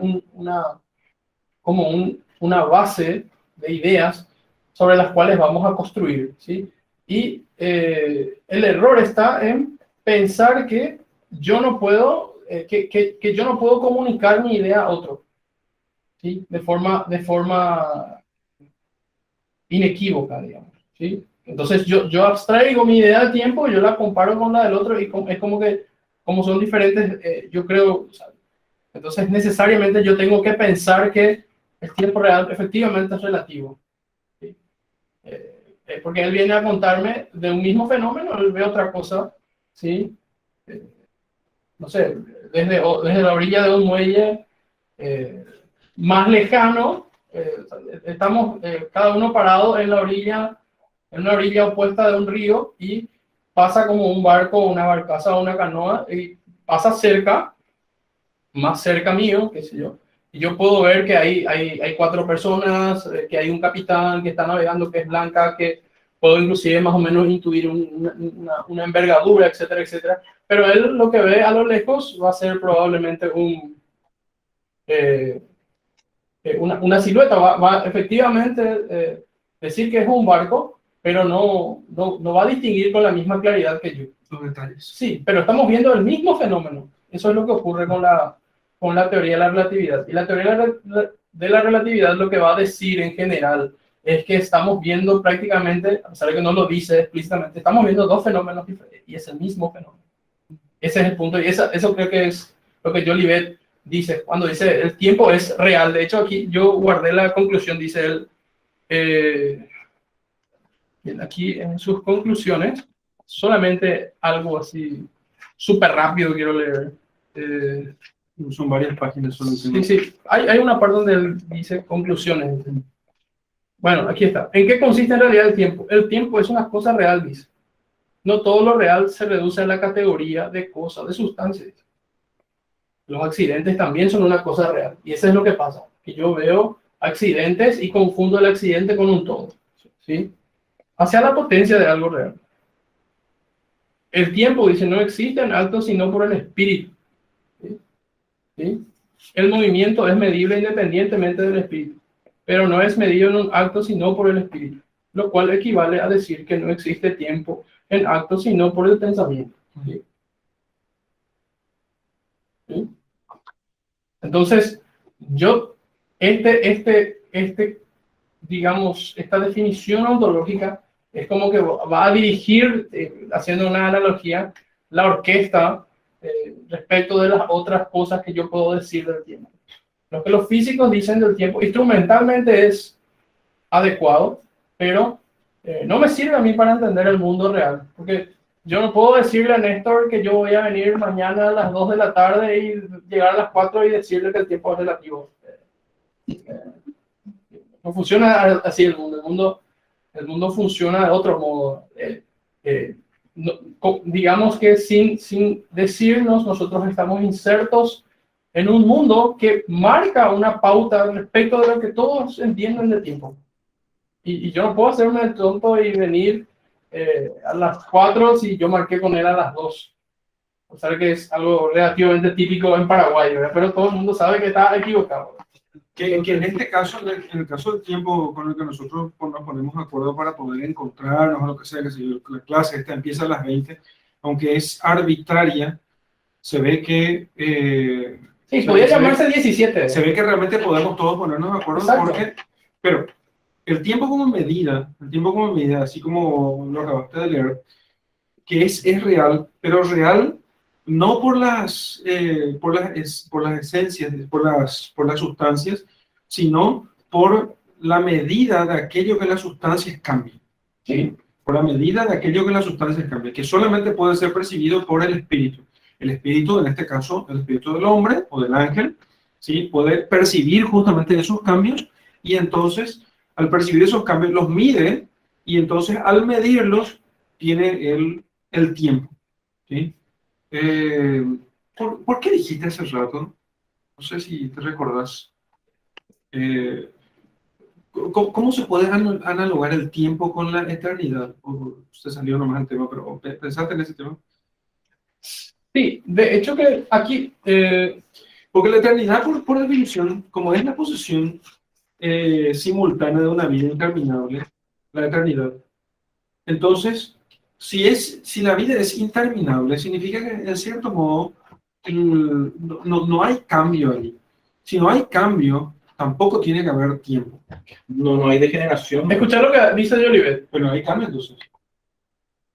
Escuchar lo que dice Jolivet, te responde. A partir de nuestra propia duración, que incluye el cambio continuo, podemos elevarnos a la noción de una duración realmente permanente, que incluiría el cambio y la sucesión, y que sería la posesión estable y perfecta de la existencia. Este tipo de duración es a lo que se llama eternidad. ¿Sí? Léelo otra vez. A partir de nuestra propia duración, que incluye el cambio continuo, ¿sí? Metafísicamente es este primer... Sí. Esto Nuestra primero, duración incluye el cambio continuo. sí, podemos elevarnos a la noción de una duración realmente permanente, que incluiría el cambio y la sucesión, y que sería la posesión estable y perfecta de la existencia. Nosotros no podemos hacer esa posesión estable de la existencia, ¿sí? Por eso... Esa duración permanente, esa duración permanente incluiría ¿qué cosa? el cambio y la sucesión, y que sería la posesión estable y perfecta de la existencia. Este tipo de duración es la que se llama eternidad. Y es, o sea, puro espacio sin tiempo. Un espacio sin Puro tiempo. orden. Sin tiempo como cambio. No. Claro, y entonces tiempo como cambio. No, pero esa es otra discusión. Yo no entra ahí. No. Pero Yo creo que no hay espacio, justamente. Porque en el único lugar donde se puede dar todavía es en un mundo trascendente. ¿Sí? La eternidad es realmente un concepto trascendente.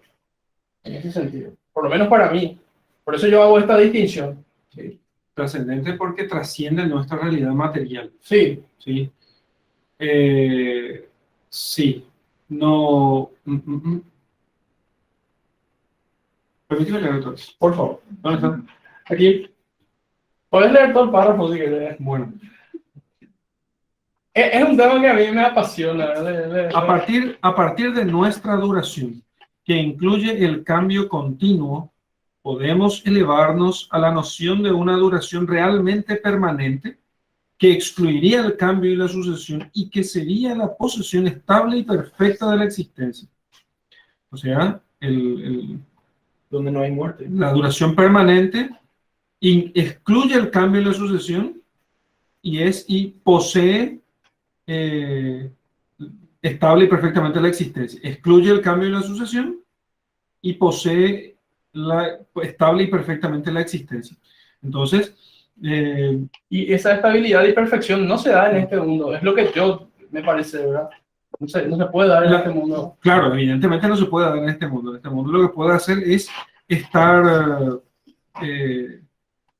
si no es que esté inserto en la eternidad. Este mundo no es eterno, evidentemente, porque incluye cambio continuo, pero nosotros, dice él, puede elevarse a partir de esto a una realidad, a la idea de una posible realidad en la que no hubiera cambio y sucesión. Bien. ¿Y qué más? No, es lo que yo quería explicar. Ahí parece que hay preguntas. Bueno. Hoy estaba especialmente, a pesar de que nos pusimos de acuerdo, y hoy llegué más temprano que siempre. San Agustín decía que si me preguntan qué es sobre el tiempo, si me preguntan si yo sé qué es el tiempo, yo digo que sé. Que no sé. Yo digo que sé qué es el tiempo, y si me piden explicarlo, entonces no sé. No sé, sí. Ahora bien, padre, la cuestión de la potencia, de la perfección que el hombre va a tener en la participación en la eternidad con Dios, porque si el hombre va a participar de la eternidad y necesita un continuo, digamos, perfeccionarse continuamente. Ah, sí. Ahora bien, ese acto y potencia que se da incluso en la eternidad necesita, digamos, de un espacio, una especie de tiempo. Por eso me parece importante para poder responder a esto. Rolando dice, entonces, ¿escucharon nuestros oyentes lo que acaba de decir Rolando? ¿Escucharon? ¿Sí? Lilian dice que sí. Bueno, entonces, por eso yo insisto sobre el tema. A partir de esa idea que dijo Rolando, que si nosotros vamos a la eternidad, no tenemos una posición completa de Dios de una sola vez, sino que continuamente vamos conociendo cada vez. Ahora, en este instante, conozco algo de lo que Dios me revela. Un instante siguiente, otro tanto. En el instante siguiente, otro tanto. Y eso continuamente por toda la eternidad, ¿sí? Sin nunca agotar a Dios, ¿sí? Entonces, vos tenés como una especie de aumento continuo, ¿sí? Siempre dentro de nuestras posibilidades naturales, pero un aumento continuo. Hay un cambio. ¿Sí? Hay un cambio en nosotros, porque hay como una especie de perfeccionamiento continuo, ¿cierto? Entonces, hay un tipo ¿Eso es verdad de fe? Sí, eso es verdad, así es. Ahora, entonces, hay un ¿eh? Sí, pero no es en la eternidad no es un mirar No es una especie de estado congelado. ¿Congelado? No es juego decir congelado. Entonces, no es, la eternidad no es congelado, porque hay allí congelado. Entonces, eso no es la eternidad. En la eternidad lo que nos vamos a tener nosotros es un cambio de corrupción, ¿entendés? O sea, no te vas, ¿por qué te cansas? Porque perdés energía, porque por, ¿cómo se llama este término? Por agotamiento de los materiales. Tiene un nombre de ingeniería. Entonces, por eso, cuando cualquier material se termina rompiendo, ¿sí? Es como que se agota el material, se cansa, se cansa el material, entonces ahí se rompe. Y nosotros nos cansamos, querés dormir de noche porque se te acaban las energías, tenés que reponerlas, tenés que comer por eso también. Todo eso en la materia no va a haber. Pero el alma, como es inmortal, ¿sí?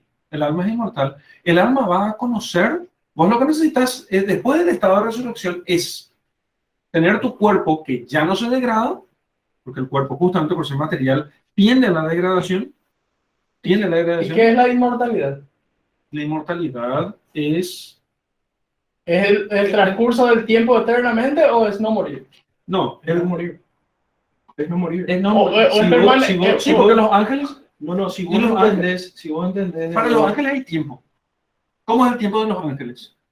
El tiempo de los ángeles consiste en conocer, ¿sí? Ellos pasan continuamente de la potencia al acto, pero no en cuanto que su naturaleza se corrompe, sino que ellos conocen algo, ¿sí? Conocen algo, después conocen otro, después conocen y actúan y conocen y actúan, conocen y obran, ¿entendés? Entonces, no hay por eso el ángel no es que se mueve, no es que el ángel está aquí o aquí. Él actúa aquí o actúa aquí, pero el ángel no se mueve.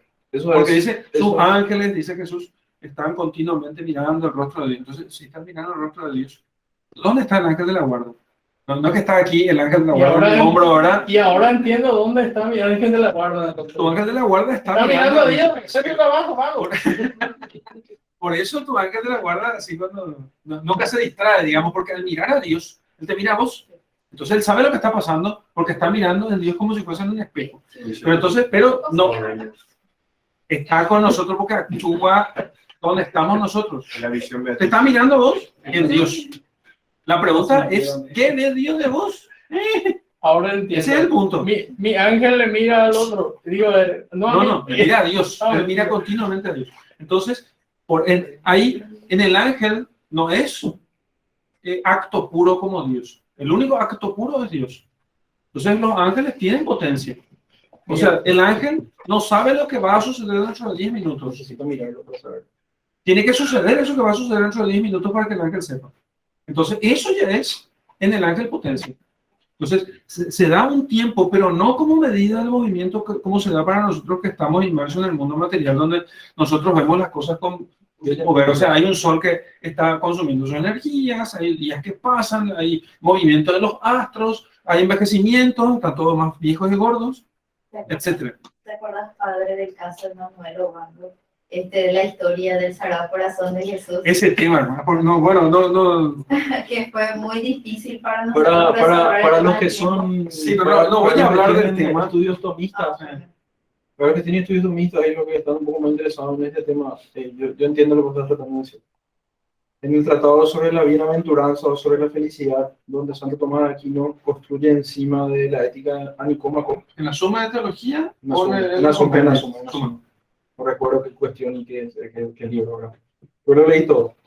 Entonces va discutiendo sobre la felicidad, o sea, sobre la bienaventuranza, que es, bueno, él le llama felicidad a lo terrenal, ¿verdad? Como lo llamaba Aristóteles. Y bienaventuranza en la participación activa en el conocimiento de Dios.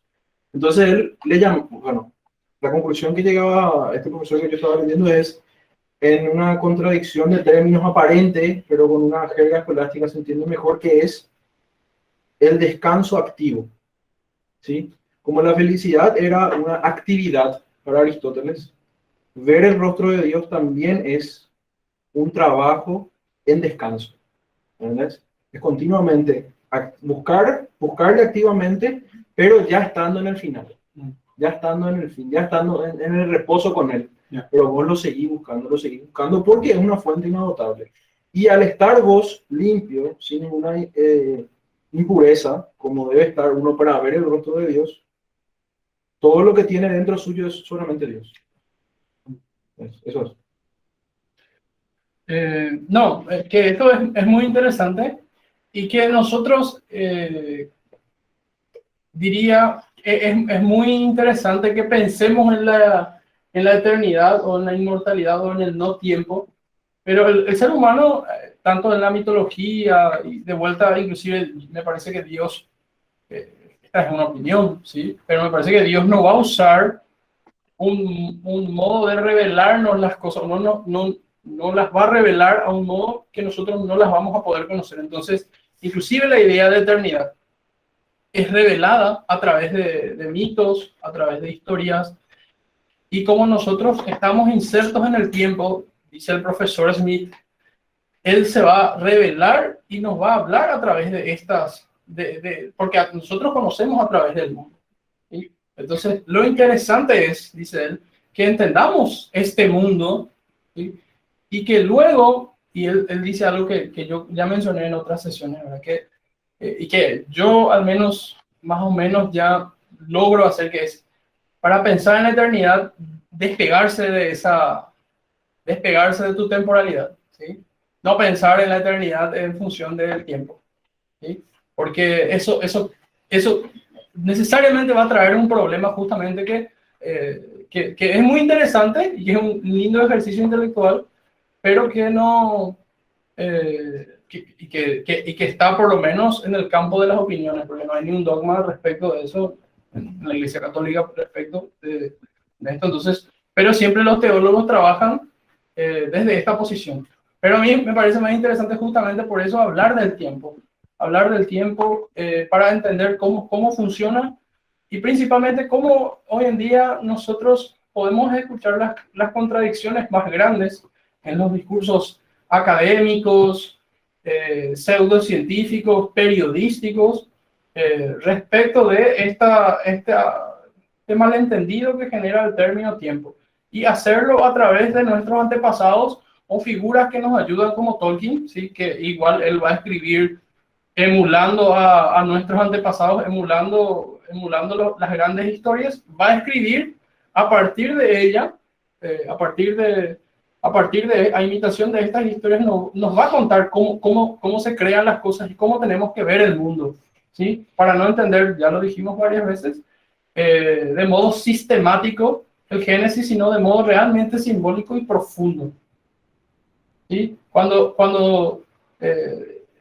no es casualidad que esto lo hablamos también al comienzo, cuando decíamos, no, pero en el Génesis, en el tercer o cuarto día aparece el sol y la luna. Y en el cuarto, ¿sí? Ahí se notó que leo más Zeus pero no importa. También eso pasa en otras cosmologías o en otros mitos, también pasa en Tolkien, ¿sí? Pero no es que antes no había tiempo, pero ahí es como que cuando el hombre pisa el mundo, ¿sí? Porque el hombre es creado en el sexto día. Sexto. ¿Sí? Entonces, es como que más o menos coincidiendo con el mundo para que el hombre pueda darse cuenta que el mundo transcurre, Dios coloca tanto el sol o la luna, otras señales para que el hombre perciba que está pasando algo, ¿sí? Eso me parece lo más importante, y que esto que está pasando es continuo, ¿sí? Es continuo y que es absoluto desde el punto de vista metafísico. No encuentro otra forma más fácil de decir si el padre encuentra... yo me veo obligado casi a usar este término, ¿no? Desde el punto de vista metafísico, en que yo puedo pensar y que todos los hombres puedan ponerse de acuerdo de lo mismo, como un universal, ¿sí? Un término más complicado todavía, ¿sí? Como un universal, nosotros podemos pensar en eso. Si no existiera el hombre, ni los ángeles, ¿existiría el tiempo? Solamente los hombres y los ángeles, o sea que aparte de Dios, Si no existiesen, ¿quiénes? en este mundo así como está, el único espíritu, o sea, el único ente Si que solo puede existiese conocer- Dios, si solo existiese Dios, y los animales, las plantas y los minerales, pero no el hombre ni los ángeles. ¿Existiría tiempo? Sí. Si existe el mundo, sí. Porque el tiempo existe con el mundo. Exactamente. Creación. No, porque hay un espíritu que puede verlo, ¿entendés? Sí. Entonces, hay un espíritu que puede ver, en este caso es Dios, ¿no? O es el espíritu del hombre, o es el espíritu de los ángeles, o es el espíritu de Dios, Dios mismo espíritu que ve el cambio en los seres. De cualquier ser que tenga potencia, tiene cambio. Sí. Cualquier ser que tenga potencia, o sea, solamente Dios es acto puro. O sea, solo Dios, no hay mutación alguna en él. Él es simplicísimo, acto puro. El resto de los seres, ángeles para abajo, todos están compuestos de acto y potencia. Si el ser tiene potencia, ya hay movimiento y ya hay tiempo. Es lo mismo que, esta es una pregunta interesante, una analogía imperfecta, pero que sirve. Si el hombre no existiese, ¿existiría el amor? ¿Sí? O existiría la libertad, ¿sí? O las estrellas están en el cielo mientras yo no las miro. ¿Sí? Entonces, son preguntas análogas que nosotros nos podemos hacer respecto del mundo, el mundo real, no mundo material, sino del mundo real. Que yo me puedo hacer del mundo real sobre el amor, sobre varias cosas, y que si yo puedo contestar inequívocamente sí. 2 más 2 sería 4 si no existiese el mundo material. Sí, sí, porque es una idea, es un ente de razón. ¿Sí? Y el ente de razón no depende de lo que se expresa en la materia, digamos, necesariamente. Es un tema difícil, ¿verdad? Está costando parir al hijo. Acá dice Línea que el tiempo del video en vivo con la voz son diferentes al verle. Sus voces corren más rápido que la... ¿Qué? ¿Qué está diciendo Lilian? Eso es relativo. Relativo a internet. Se está riendo de mí. El tiempo de Guille no es perfecto. Guille es el que- Su internet es lento. Tu internet es lento, ¿qué te diciendo acá? Me parecía tu profesor de filosofía ya, ¿verdad? Sí, esto lo que pasa es que lo que se traslada del mundo materialista después tiene consecuencias para nosotros en nuestra forma de ver el mundo. ¿Sí? Porque si el tiempo es relativo, que es lo más absoluto prácticamente que hay, inclusive es un término más absoluto que Dios, ¿verdad? Porque de cierto modo Dios, pues, hay varias religiones, podemos decir, qué sé yo, ¿sí? Varias creencias, podemos creer de distintos modos, pero el tiempo es algo tan universal, ¿sí? Y si nosotros relativizamos el tiempo, entonces nosotros estamos destruyendo al hombre, estamos destruyendo su capacidad de encontrar verdad, justamente, que es un tema que estábamos hablando hoy. Y el hombre, si nosotros empezamos a relativizar algo tan intuitivo como el tiempo, esas son las consecuencias. Tan diario también, ¿no? Sí, tan diario, tan cotidiano, tan común, y inclusive es contradictorio, porque la persona que te dice que el tiempo es relativo y yo cuadro con él para jugar un partido o a ir a una fiesta al día siguiente, exactamente sabe a quién nos estamos refiriendo. ¿Sí? Entonces, cuesta un poco discutir esto porque se disfraza de tecnicismo o de una terminología rebuscada, pero en el fondo la realidad es la que te dicta la verdad. Pienso yo en las discusiones que a veces, que no pocas veces se tiene en la universidad acerca de la realidad y también de forma subordinada acerca del tiempo. El espacio, El espacio, el tiempo. Entonces, hablando de que cuando hablan de que la realidad no existe, están diciendo que el espacio no existe. Y cuando hablan del tiempo no existe, están diciendo que nuestra percepción de la realidad, porque el tiempo parece ser es como nosotros percibimos el cambio o movimiento, que justamente eso que acabaste de decir, que es como si fuese que nosotros ya no podemos captar la realidad de lo que existe afuera de nosotros. Entonces, de hecho, esa es la idea de esta clase, no quedarse con definiciones, sino ver que existe algo que está ahí, que es absoluto, que yo lo puedo percibir, sobre lo que podemos conversar, nos podemos poner de acuerdo. Eso es real, absolutamente real. Nadie pensó otra cosa cuando pusimos los horarios para el encuentro, y nadie piensa otra cosa. Entonces, sobre este mundo real se arma un edificio de mentiras respecto de eso, basado en falsa evidencia. ¿Sí? O una comprensión totalmente recortada de lo que es tiempo, espacio. Por eso están obligados a decir que no existe más el espacio y el tiempo, que nosotros perfectamente podemos separar en nuestra cabeza, ¿sí? Y que es cotidiano para nosotros hacerlo, pero a nosotros nos va a decir, no, porque esto está entretejido. Entonces hay lugares donde esto se curva y se curva menos. Sí, a lo mejor a efectos cinemáticos, ¿verdad? Para medir movimientos o aplicaciones de ingeniería, puede ser.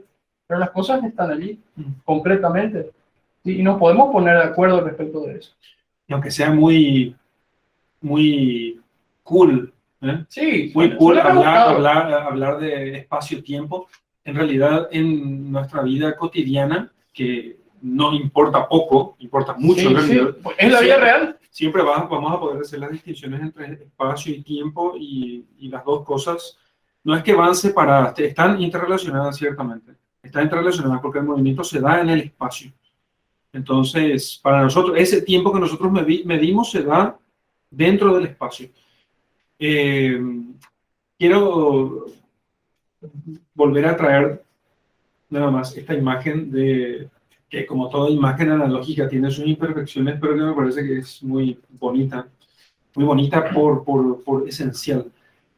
Es a los Ainur tocando, ¿no? Tocando la música que les da Ilúvatar, y en cierto modo me parecía ver eso como derramando esa música, pero la música es como que se derrama, ¿no? Porque como viaja como ondas a través del aire, y el aire no es más que agua menos densa, ¿no? Por eso en el Génesis dice que las aves y los peces se crean el mismo día, porque los peces nadan y las aves nadan también, porque las aves no pueden volar en el espacio sin atmósfera, ¿no? Entonces, en cierto modo, la atmósfera es como agua menos densa, ¿no? Y entonces, la música, por eso en el espacio no hay sonido. Gravity, ¿te acuerdas de la película? Gravedad. Sí, la única que describe Bien, ¿verdad? Porque las explosiones no tienen sonido allí. Entonces, justamente los científicos decían, no, esa película es muy fiel, muy realista, porque las explosiones no tienen sonido allí. Es que en el espacio no se pueden escuchar sonidos porque No hay medio de no propagación. hay medio de propagación, ¿no? Entonces, la música en cierto modo se derrama, ¿no? Se derrama en el vacío, ¿sí? En la nada. Vacío, en efectos prácticos aquí da lo mismo en este caso, pero allí es cuando esa música que requiere de espacio y de tiempo, ¿sí? Que requiere de espacio y de tiempo, abre.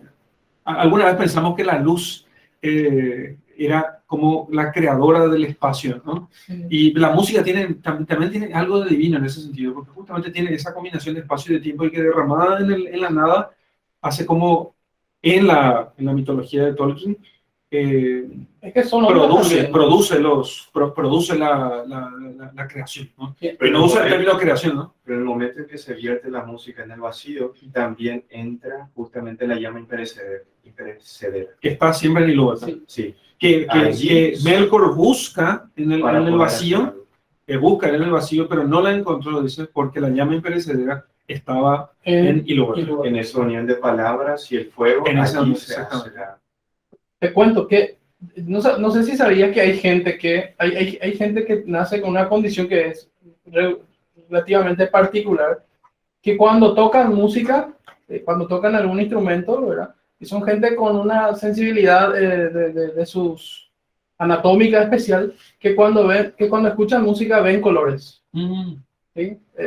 Pueden después buscar en internet que ven colores y que perciben sabores. Esto es muy interesante. Entonces, son gente que obviamente no puede estar, son gente que decide vivir en lugares aislados o silenciosos, y que prefieren ciertos instrumentos, qué sé yo, la flauta traversa, cierto tipo de música, porque, por ejemplo, una contaba que cuando escuchaba música electrónica veía, literalmente dice, veía cuadrados negros y que le daba jaqueca. ¿En serio? Sí. Música electrónica. Sí, música electrónica. Que la música electrónica es eso, son como cuadrados negros que se van. Porque es una exageración del ritmo, Claro. donde falta el tema, faltan otros elementos, o por lo menos mayor énfasis. Y respecto de esto, entonces, la música también son ondas. Y si yo sé físicamente que la luz también es una onda, entonces aquí hay una similitud interesante que yo puedo decir desde algún conocimiento físico que tengo, ¿sí? Y ahí está lo impresionante de Ilúvatar. Que ahí está lo impresionante de la música de los Ainur, ¿sí? Que ellos tocan, ¿verdad? Y que estas ondas, porque hablando, digamos así, quitando toda la belleza poética, pero hay inclusive estas ondas son realmente co-creadoras. Son ondas que viajan a través de donde no hay medio de propagación, y eso es espectacular. O sea, hacen algo en la nada, ¿sí? Y eso es un poder o una facultad que le da Ilúvatar a los Ainur, porque ellos producen y no lo pueden ver, lo escuchan. Inclusive las órdenes de Ilúvatar o los pensamientos de Ilúvatar los escuchan. Después, cuando ellos bajan a la Tierra Media, ahí Ilúvatar en Malakenta, Ilúvatar como que les abre los ojos o les da los ojos, ¿sí? Dos cosas aquí. Primero, Tiago dice, sé breve, ¿sí? Porque ya nos termina el tiempo. Si el tiempo es relativo al espacio, también porque S igual a V por T. Luego, la verdad es percibida a través del espacio en el tiempo. Y al estar contenida en dos materias relativas, ¿esta sería relativa, ese es el razonamiento, o entendido algo más? No, justamente no son relativas. Hay una concepción universal. Ese es el tema. Yo no puedo, si no hay verdad. Tiene una consecuencia ontológica grave ese tema, de pensar así. Después dice Álvaro, dos cosas no pueden ocupar al mismo tiempo el mismo espacio. Sí, verdadero en general, ¿verdad? No vamos a meternos en el reino cuántico. Sí. Sí, es verdadero. Eso es válido, cotidiano. Sí, para todo lo que tiene existencia. Sí. No hay que desechar la cotidianeidad, ¿verdad? Respecto de los grandes descubrimientos o los grandes artículos o las grandes publicaciones periodísticas. Eso, o sea, la cotidianeidad no deja de ser cierta. Esto otro se aplica en otro sentido o tiene instrumentalmente otro valor. Eso es, ¿sí? Cierto. Sí, porque a veces, qué sé yo, sale en el periódico así enorme. En realidad, la realidad no existe. Somos pura energía y nosotros no tenemos, qué sé yo, no tenemos materia, sino es pura energía y hay grandes espacios entre los átomos y no sé qué. Uno dice, sí, pero qué locura esto.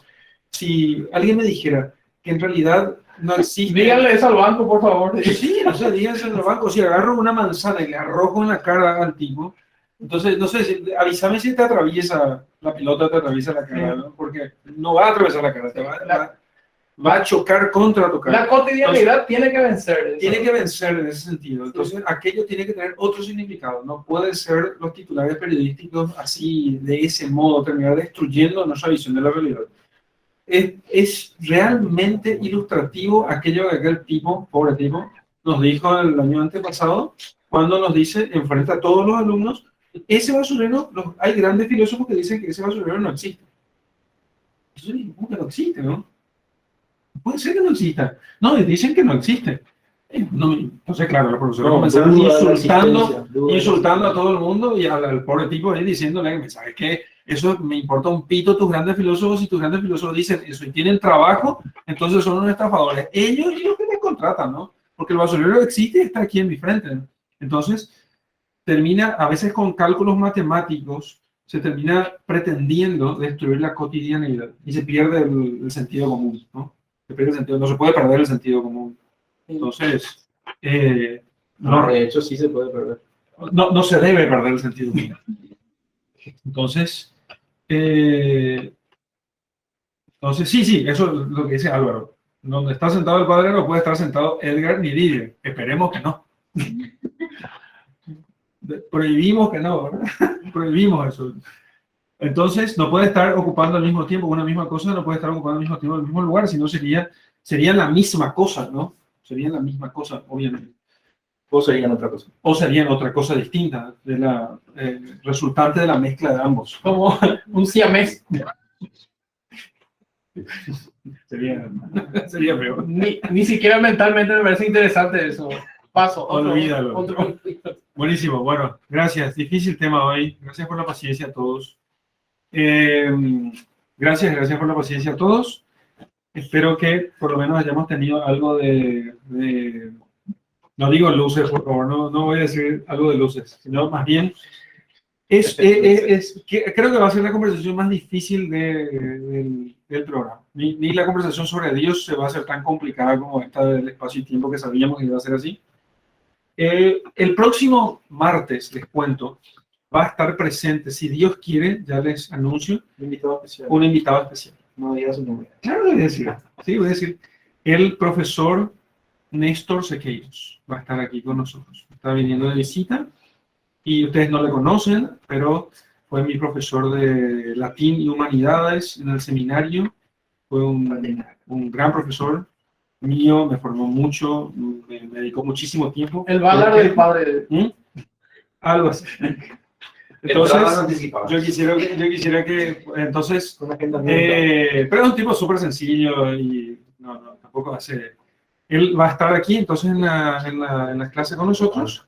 Viene para visitar a otro alumno suyo y de paso entonces quiero que esté en la clase. Quiero que lo conozcan, va a comentar con nosotros algunas cosas. No sé si voy a seguir el mismo tema en la próxima clase. Vamos a ver algo que él maneje y le guste. Le dijimos que íbamos a cambiar. Y probablemente lo que vamos a hacer es, ese día no es que los tres vamos a estar preguntándole cosas y escuchándole a él más que conversando entre nosotros. Así que espero verles a todos el próximo martes, si Dios quiere. Desde conectados no se vengan para acá, porque si no vamos a tener espacio para todos. Así que no vengan, no vengan. Conéctense nomás y vamos a estar allí con el profesor Néstor. Y gracias a todos por estar. Vos y Guille tenés que venir, si no tenemos transmisión. Bueno, gracias y que tengan una buena semana. Dios les bendiga mucho a todos. Gracias. Hasta la próxima.